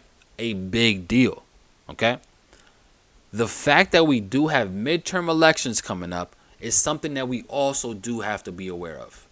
Because just like I mentioned, right? Midterm elections, you best believe Joe Biden is he's going to try to do something, guys, to try to, swing some votes his way. Right now, it's not looking too good for Mr. Joe Biden, right? It's just not looking too good with everything that we're dealing with, right? High inflation, we're in a recession, right? So it's not looking too good for Biden. But do not be surprised, right? Do not be surprised if we eventually see Joe Biden and his administration low-key try to apply pressure to Jerome Powell, right? To whether it be, to do a U-turn, to maybe start to get, some pumps in the stock market. I don't know exactly, right? There's so many different little things that can happen, but just don't be surprised, guys, right? If that actually happens, right? Because I know back in 2018, 2019, when it was the Trump administration, that actually happened, right? You know, because 2018, 2019, guys, we actually did start to raise rates back then, right? You know, because that's literally when the Federal Reserve, because of obviously the whole situation with COVID, you know, and because of obviously the big, you know, decline in the economy that we seen because of COVID, because nobody was working, everything was shut down. So our, you know, obviously our economy contracted. They started to raise rates. All right. So again, when they started to raise rates, Trump ended up pretty much pressuring the hell out of Jerome Powell once, telling him like, yo, you have to lower rates again, right? So even though the Federal Reserve is supposed to be an entity that is not influenced by outside sources, it is still very much influenced, right, by outside sources, right? And that type of influence and that type of manipulation is something that we do have to be aware of, right? Because since we do have to be very precise as Forex traders because we are trading on margin, right? Any little type of hint or something like that can absolutely just change the things, right? So again, that's probably not something we have to worry about right now, but it is something that we do have to just consider, right? Because again, depending on, you know, who influences who, you know, Jerome Powell might do some U-turns and might do some pivots, and you just never really know. But as long as we are aware of it, guys, then we'll be able to react either way, right? That's really, really the best thing about it. Let's see what else we got here. Met you in Houston. Oh, yeah, I already read that. Let's see. I hate to keep bringing IM up, but IM provided a lot of value to traders, emphasis on traders. What was it like being a top educator? You and Rock. Yeah, shout out to that boy, Rock Kumar. Right? I mean, I don't mind the IM talk personally, guys. You know, it is what it is. You know, IM actually gave me an opportunity. You know, IM is the reason why. It's actually kind of crazy. I actually talked about this earlier, right, on my social media, which is, it just blows my mind, right? So for those of you guys that don't know, right, I was actually an educator for IM Mastery Academy, formerly known as IML, right? It's like the laughing stock of here on YouTube, unfortunately, right, because of the whole marketing behind it, and people just never really respected the traders and the educators for whatever reason, right? But I was a part of that platform. Now, again, for me, I would never shy away from saying I was a part of that. That platform gave me an opportunity. That platform put me in position to win, right? That platform put me in a position to educate and be a mentor to thousands. And this morning, guys, I was actually just thinking, and it's crazy to really think that I've actually really taught well over 100,000 students something about Forex, right? Like, really think about this, right? Like, this platform, no matter how you feel about it, it has exposed well over 1 million people to the Forex space, right? And since I was the top basics educator, right, I was literally the first person that everybody went to. There has literally been well over 100,000, probably even way more, right? I would never, and this is the thing, I would never know, right, how many people are actually successful based off I would never know. There's just too many, right? But it's crazy, right? It's really crazy that I've actually impacted over 100,000 people, or I've exposed over 100,000 people to the basics of Forex. That's gangster, if you ask me. Like, that is gangster, right? That is gangster, right? So that's, I don't know, this morning, like I said, I woke up at 3 in the morning for some reason last night, and I was just in my feelings. I was just, I don't know, I was just chilling, right? I was just thinking, and I was just thinking about that. I'm like, yo, like, I really did teach well over 100,000, 200,000, probably even well over 500,000 people something about Forex. That's just nuts, right? I don't know. It's just completely off topic, but it just blows my mind how many people I've actually taught something about Forex, right? Just throwing something random out there, right? It's just something I was just thinking about. All right, but yeah, I mean, for me, it was lit. You know, I actually loved being an educator on the platform, right? You know, being an educator came with also getting a lot of influence, right? Getting a lot of love. You know, going to these events, guys, you know, because, again, I'm not new to this, right? For anybody that just now jumped on, that just now found me, guys, like, again, I'm not new to trading. I'm not new to educating, right? I've been educating for the past 4 years. I've literally taught across the entire world. Like, I've literally, you know, did events of 5 people, 10 people, but I've also spoken events of 2,000, 4,000, 5,000 people as well, right? So that's just the positive that comes with being a top educator. You know, it's the influence that you get, it's the love that you get, right? The respect that you get at the events is just, that's the one thing that I love the most, and that's the one thing that I absolutely miss the most, is being able to go to the events with y'all, right? I know that they're actually having their convention coming up in a couple of weeks, right? And that convention, everybody there is probably going to be lit, you know, but that's probably the one thing that I do miss is just the events and just being able to see you guys in person. But guess what? I'm doing my own thing now, right? So I can create my own events, right? You know, I know the FX Summit is popping off next year, right? FX Summit 2023. Guess who's going to be speaking? I'm going to be there, and I'm also going to be speaking at the FX Summit 2023. So, you know, again, even though I'm not a part of the MLM events, I'm doing my own thing, right? I mean, we're going to be able to do even better events. So it's going to be dope. Right, but that's that. Again, I for me personally, guys, I know a lot of people shy away from talking about IM if they were ever a part of it, all right, just because of all the bad talk about it, because of whatever. For me, I don't care, all right? I'm not here to impress nobody. I don't care what people think about me. I don't care what people think about my past. I really don't care because I'm still making money. I'm still doing what I got to do, and I'm still impacting a shit ton of people. That's just the reality.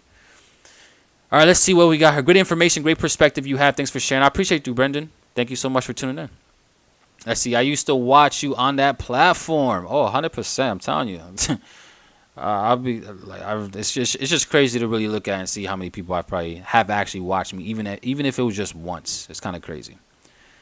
Let's see. Well over you over. Shout out to I Am London 2020. Well over. Taught me a lot, bro. Been following you since 2020. What's going on, Just Save Deals? I appreciate that, man. Let's see, bro. Abel, you were like the welcome sign. Nah, I really was. That's the crazy thing. Let's see. I Am introduced me to Bob Proctor, all a part of alignment.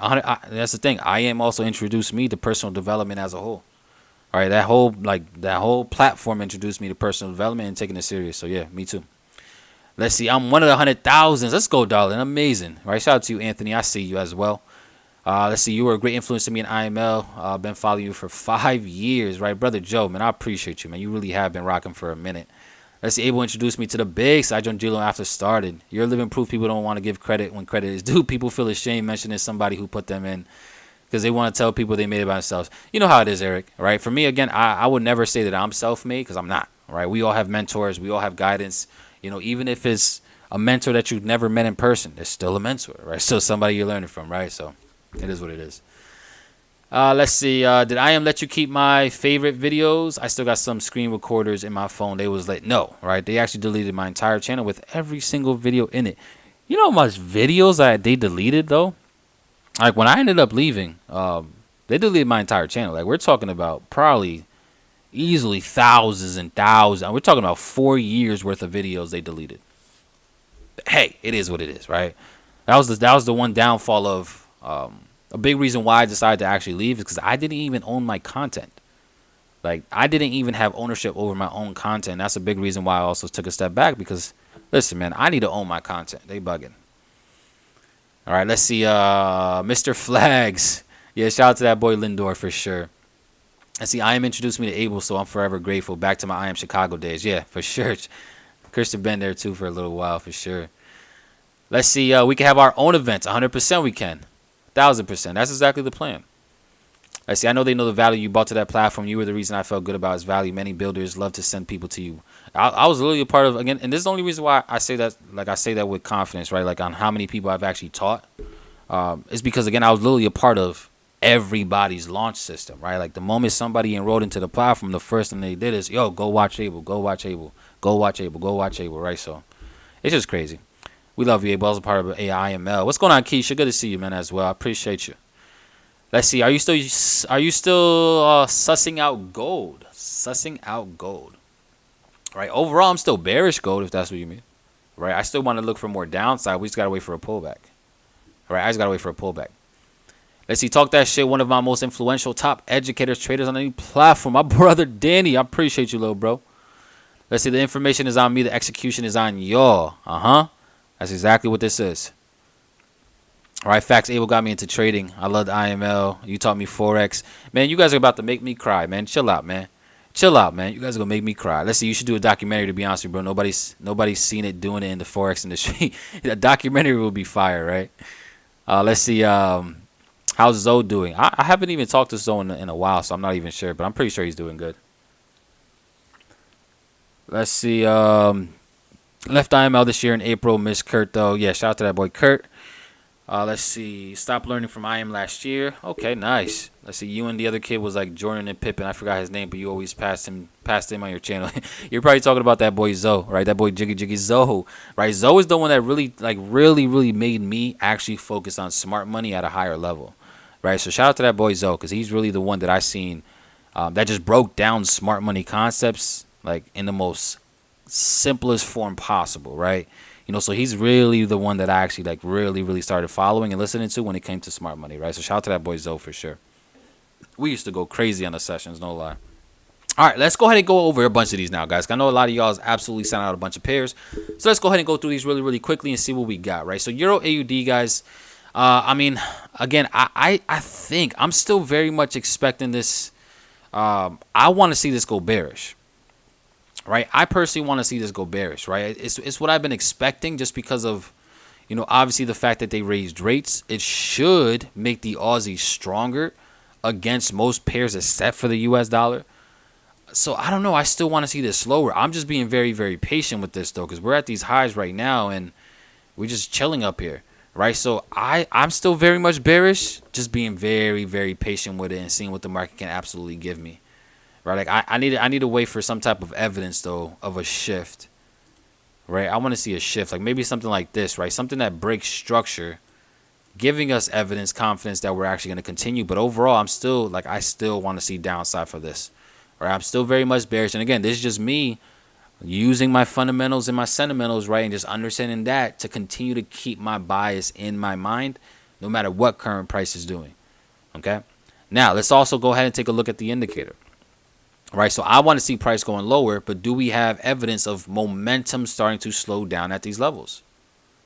Right. Because that's the next king. All right, Abel, cool. Right. We want to see the break and stuff, but do we even have evidence that momentum is slowing down? Right? Or is it possible for price to just continue? Well, let's go ahead and take a look at the MACD right now. Again, I don't use too many indicators, guys. Only the ones that I use is literally the 50-period moving average, and then I use the MACD only just to identify when momentum is starting to change, right? And let's take a look at this, right? So if we actually look at the MACD, right, we can actually see, guys, that at least for right now, the most buying pressure that we had was right here, right here at the back at this point over here, which was earlier in the morning today, which lines up with this high right here that was created. Now, the thing is, if we actually look at this indicator, we can see that we are still creating technically higher highs here, right? We're still creating higher highs. But look at the indicator, though, right? The indicator is already creating lower highs, right? So while this is still going higher, the momentum is already starting to shift, right? The momentum is already starting to shift, right? The volume, the buying pressure, the buying power is already starting to shift, right? So 100%, guys, if we can go ahead and realistically see a break, I would say even a break below this 1.47, right? And then we start to see the black volume candles form, then that can obviously go ahead and really lead us to some more bearish downside, right? But I am bearish on this. I do want to set up for the sell. It's just, you know, I want to just wait for this confirmation. If we can get this break of this 1.47, then I definitely do see a lot more downside for sure. Right, so that is Euro AUD, guys. Let's go take a look at pound dollar. I know that was another one that was actually called out. And this one is going to be very simple, guys. Again, I'm not going to waste too much time on these. They're all going to be very straightforward. I'm still expecting a lot more downside here for GBPUSD. It's just we got to wait for this pullback, right? Maybe on this 1 hour time frame, guys, if we actually allow price to get back to maybe this this whole level right here, right? This 1.15 level. This 1.15 level, guys, looks super attractive for, you know, a possible continuation here for GBPUSD, right? And if not this 1.15, I actually think I like this even a little bit better if we can make our way up here, right? If we can make our way up to this level at the 1.156, I really do like that continuation for GU. Okay, I really do like that, right? So back up here, guys, is really going to be my target for some continuations for GU. I have no interest in looking for the sell from right now. Right, and just like I have no interest in trying to buy against this overall selling pressure, I'm going to be patient. We're going to wait for the market to get up there, and then we'll go ahead and take action, right? But overall, guys, that's GU. Looks pretty juicy, looks pretty good, right? Let me see if I could find. I know there was a bunch of different setups that you guys called out. Let's see, AUD-JPY. Let's go take a look at AUD-JPY now. Then we'll take a look at US30. Then we'll take a look at Bitcoin. I got y'all. All right, we'll take a look at all that for sure. All right, so AUD yen, again, same concept, guys, right? I'm still very much bullish because I'm very weak the yen. The yen is still going to be destroyed, you know, and we're going to continue to buy against the yen, guys, as long as, you know, the Bank of Japan still has those same policies. So if we can see maybe a pullback down for AUD yen, you know, then we can go ahead and give us a nice opportunity to go long. Now, again, keep in mind, guys, this is AUD yen, right? Right now is Sydney session. So, yeah, you know, we're probably going to experience some volatility or some pickup in momentum right now, which is exactly what we're starting to see, right? Because this is obviously when the banks in Australia are open, right? And when the banks in Australia are open right now, they're going to be able to provide a lot of liquidity to these markets. So we could see this thing really start to take off even like soon, right? So, keep your eyes on it. If we could see maybe a pullback down, I would be interested in looking for a buy on AJ, maybe around this level down here. A retest back down to the 96.3. I like that, right? I like that to go ahead and continue seeking higher pricing for sure. Right, so that looks good, right? Looks very juicy. Let's go take a look at GJ. Right now, again, GJ is that interesting one, guys. So overall, I'm still long-term bullish this, long-term. But we are at a very interesting level, right? So we are literally at a daily order block level right now, guys. A daily supply zone as well. We can literally see how, clearly we can see that this is a supply level. Why is it a supply zone? Well, look at what happened here, right? We clearly had a lot of selling pressure that came into markets up here, right? So this selling pressure, guys, is very important. Why? Because now that we actually came back up to here, what could we assume? Right now, for those of you guys that actually took the boot camp, why do we make assumptions when it comes to supply and demand areas, right? Because right now, this is a major level of supply. So I think there's a good chance, guys, for us to see a pullback in GJ before we actually go ahead and see higher pricing. But why is that, right? Again, those that took the boot camp, you guys should know. And just to throw that out there, for those of you guys that are ever interested in learning exactly how I trade, right? Learning literally the ins and outs of each of my trading styles. I actually do have a 5-day ProTrader Bootcamp video series that's available, right? For every single one of y'all that's serious about your growth, serious about taking your trading to a whole nother level, right? And you can go ahead and actually purchase either the entire 5-day series, or you could purchase each individual day, right? Each individual day, guys, is about the most important topics that make up trading, right? So day number 1 is all about your emotions, discipline, and your habits, which in my opinion is probably one of the most important ones, but it's also one that most people are just not taking advantage of for some reason, right? Just throwing it out there, right? But that's there, right? Mindset, emotions, discipline, day number 1. Risk management like a pro, day number 2, right? Fundamental and sentimental analysis, in-depth deep dive of it, day number 3. Day number 4 is technical analysis and my breakdown of my strategy. And day number 5 is pretty much creating an entire bulletproof system, right? So if that is you, if you want access to this, guys, you can either purchase an individual video for $75, or you can purchase the entire 5-day bootcamp for a one-time fee of $325. And this also does come with access to a private bootcamp Telegram, right? A private Telegram with me and my alumni. And this Telegram is lit because we're actually doing, literally starting this week, by the way, right? We're starting this week, guys, doing weekly calls, together, right? So not only do you guys get added into the Telegram, right, where I'm at and I'm in there talking my stuff, but now we also have a weekly call that's in private on a Zoom, right, outside of YouTube. That's also going to be going down for you guys as well that do actually purchase the bootcamp, right? So that's going to be absolutely major, guys. And also, right, just thinking about this right now, right, I do plan on eventually launching a course, right? Probably sometime near the end of the year, probably sometime next year, right? An actual like full in-depth like A through Z course, right? Which is going to be next level.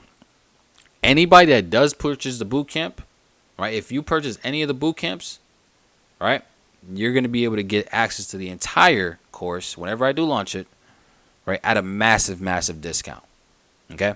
Just keep that in mind, right? If you purchase the boot camp, remember me saying this, you will have access to the actual course when we do launch it, whenever I do launch it, at a massive discount just because. All right, but yeah, guys, take advantage of this, man. The link is in the bio if you want access to it, or you can just go right to ProTraderBootcamp.com, ProTraderBootcamp.com. Go ahead and get yourself some content, some valuable information. You can even grab yourself a nice little trading journal as well. And yeah, go ahead and take advantage of that, right? So that was a little commercial break on that.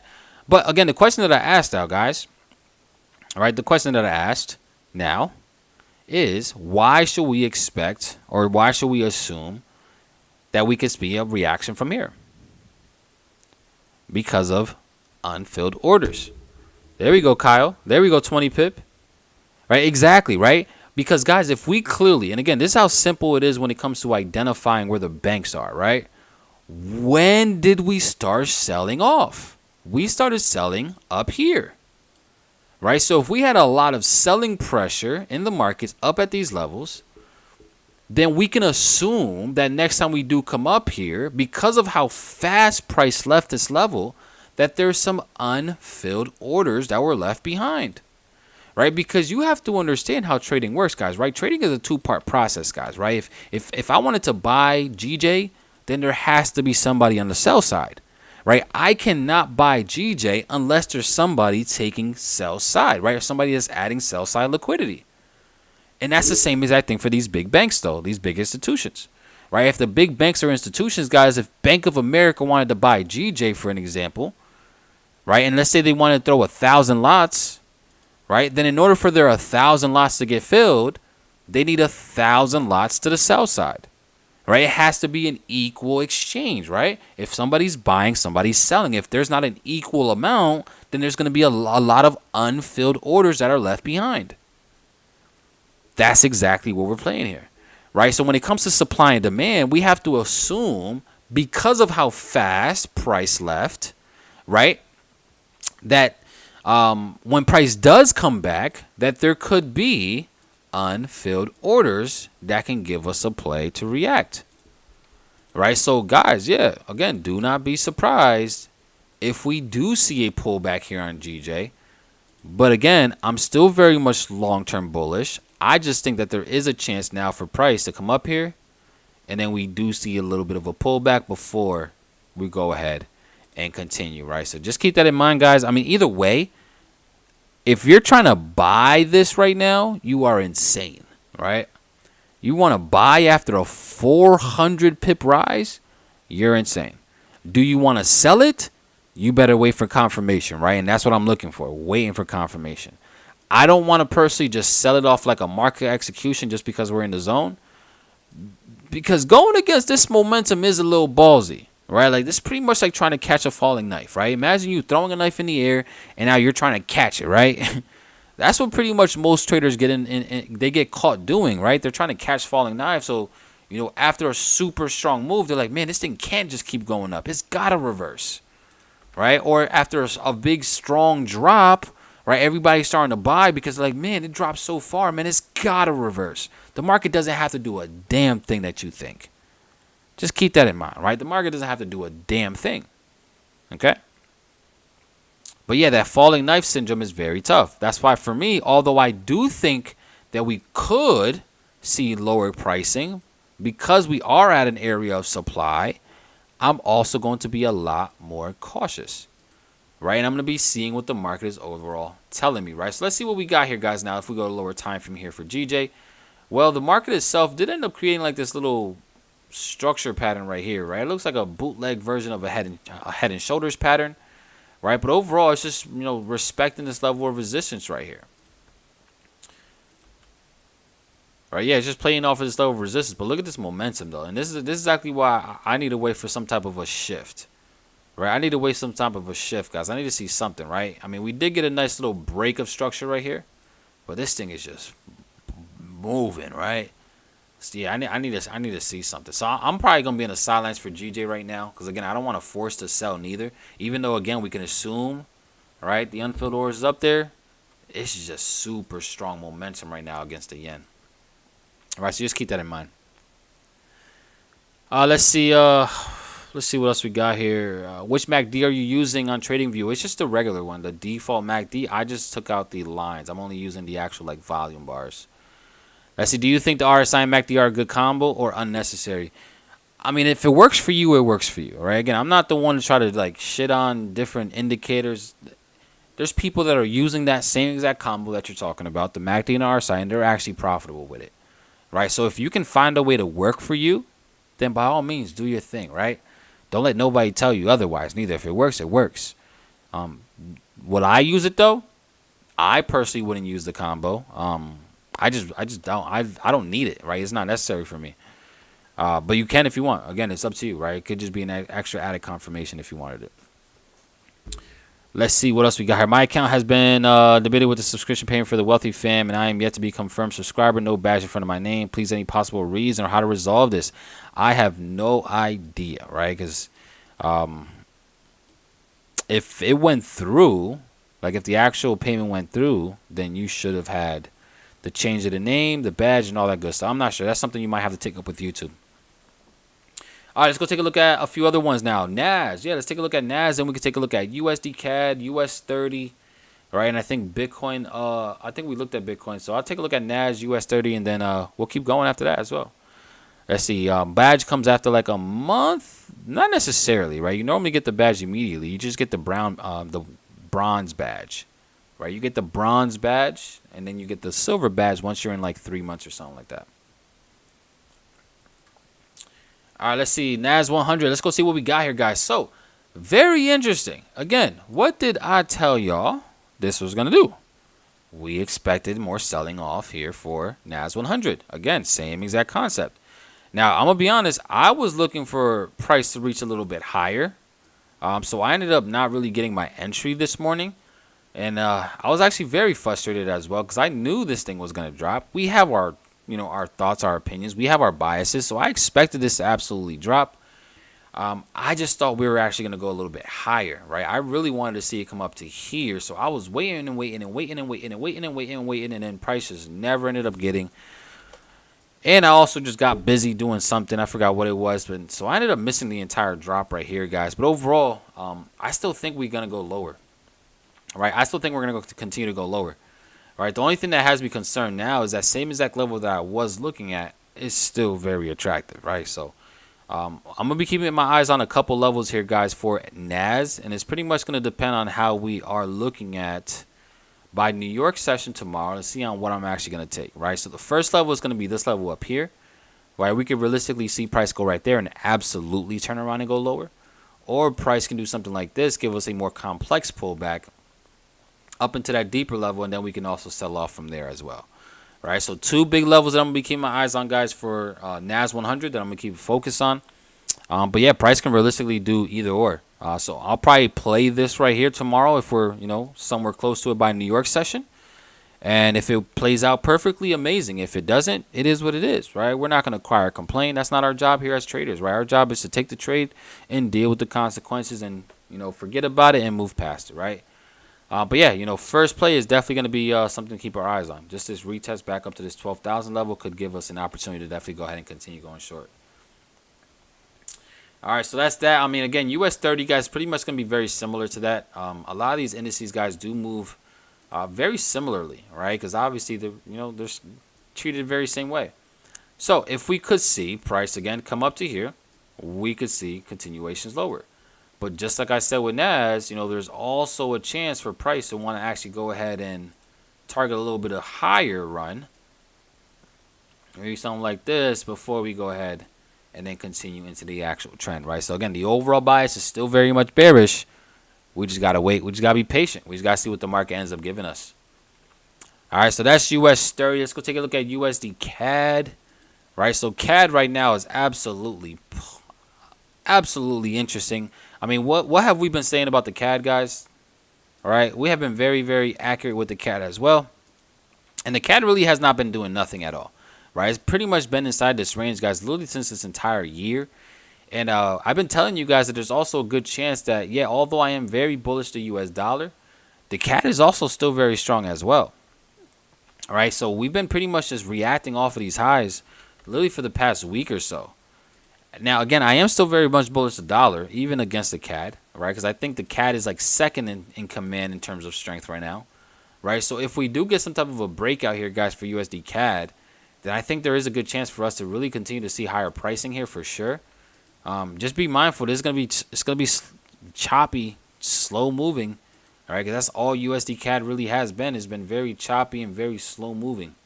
Right, but if we do see the breakout, we could see the retest and then possibly look for that continuation higher. I would probably be targeting all the way back up to around this 1.34 level. Right, 1.34 looks like a good area to go ahead and target if you're able to go ahead and get a nice buy opportunity on USD CAD. Let's see. Is there any way I can just pay for the Telegram chat? Right, so I mean, the only way is if you were to actually pay the entire thing for like the subscription for the year. That's fine, right? If you wanted to pay the YouTube subscription for a year, the $4.90, I mean, it's very cheap, right? It's $4.99 a month, all right? So that's fine, right? But besides that, everything is literally automated through YouTube, right? So it simplifies it for me, so I don't got to be chasing nobody around. and all that good stuff, right? So it's definitely recommended to go through YouTube, but if not, you're gonna have to just pay the whole year though up front, which is again is nothing if it's $4.99 a month, which is the cheapest package. Let's see, bonus switch to Abel's YouTube channel can get you access. Yeah, exactly, right?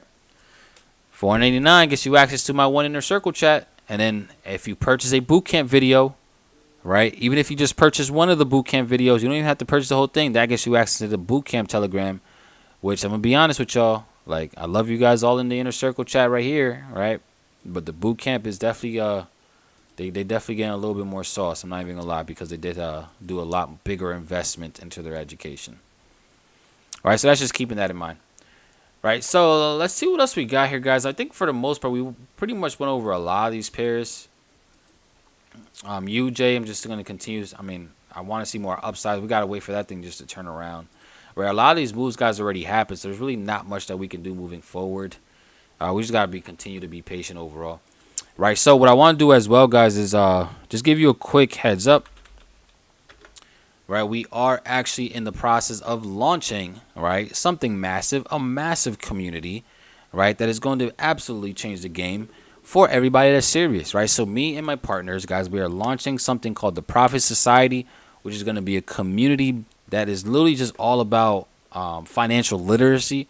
It's going to be all about trading. It's going to be all about investing. It's going to be all about entrepreneurship, right? And we're really just going to change the game with this, because we're going to be obviously it's me and a bunch of traders right now, but you know, we're going to be expanding into so many other different lanes as well, guys, just providing massive education, massive knowledge to every single person that's serious.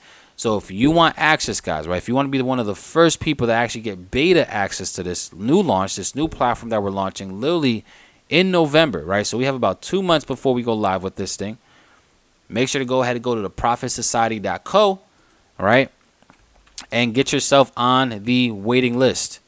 Okay, go to theprofitsociety.co and get yourself on the waiting list itself, guys, so that you are updated, right? Updated for every single announcement that has to do with that. If you think that I'm giving you guys massive value on here for free, right, imagine what the paid content is going to be, right? And that's the thing about me, guys, right? I understand that 99% of people that get this information, they're not going to execute on it.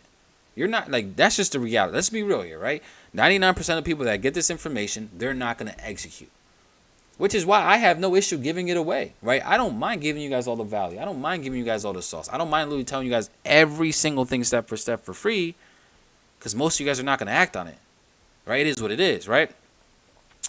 But even though I do give out some next level sauce for free, there's always new levels, right?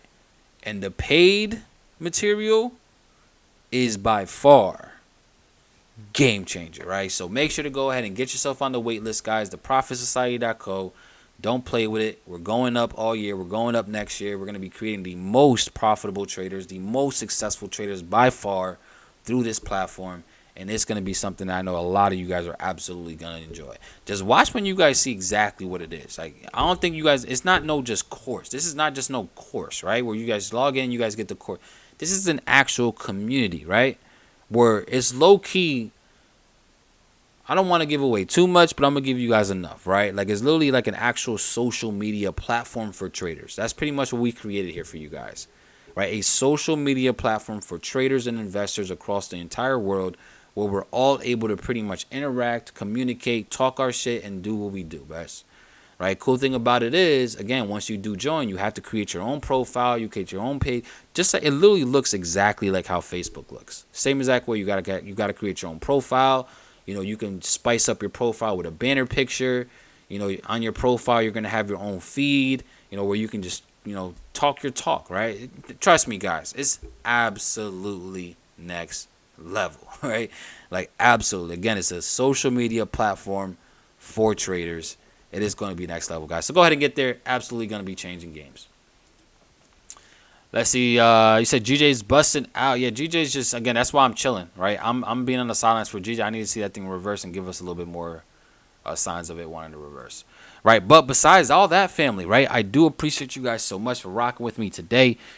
We've been going for about 2 hours now. So I'm going to go ahead and wrap this thing up. Yeah, I appreciate every single one of y'all, man, for doing what y'all do. Right, before I get off, though, the boy George asked for BTC and oil, so I got you, right? I'm going to do a very, very quick, George, I got you, right? Just because it's you, I got you, right? So, again, Bitcoin, guys, I'm still very much Bitcoin. I have no interest in trying to sell this thing. I'm going to be honest with you guys at these price points. Just because, again, we've seen a very drastic sell-off, right? So we will need to see either a pullback to then a continuation lower, right? Literally the only thing I'll be looking at for Bitcoin. But keep in mind, guys, right? Trading Bitcoin and investing in Bitcoin are completely different things, right? So trading, yeah, I would like to possibly continue looking for maybe some shorts just because I think we're going to continue doing that. But investing, right? Anything under this 20,000, I'm a buyer for Bitcoin all day long. Right, even though I do think there is a chance for continue selling off of price, that's fine, right? I'll just continue dollar cost averaging, right? But under 20K is absolutely a discount for Bitcoin, right? So investing wise, I'm buying Bitcoin all day long for the long term holds, so that's just me, right? But yeah, I think we're just gonna continue selling off, so just continue looking for some shorts after some type of a pullback. And then let's go take a look at oil. Oil is dropping right now. But oil, again, is very interesting. I truly do think that there is a chance, guys, for oil to actually find some support at these levels. And then we do actually rebound, right? So that's just my opinion for oil. I could be completely wrong, though, right? This thing could absolutely just continue going lower. I don't really trade oil too often, right? This commodity specifically.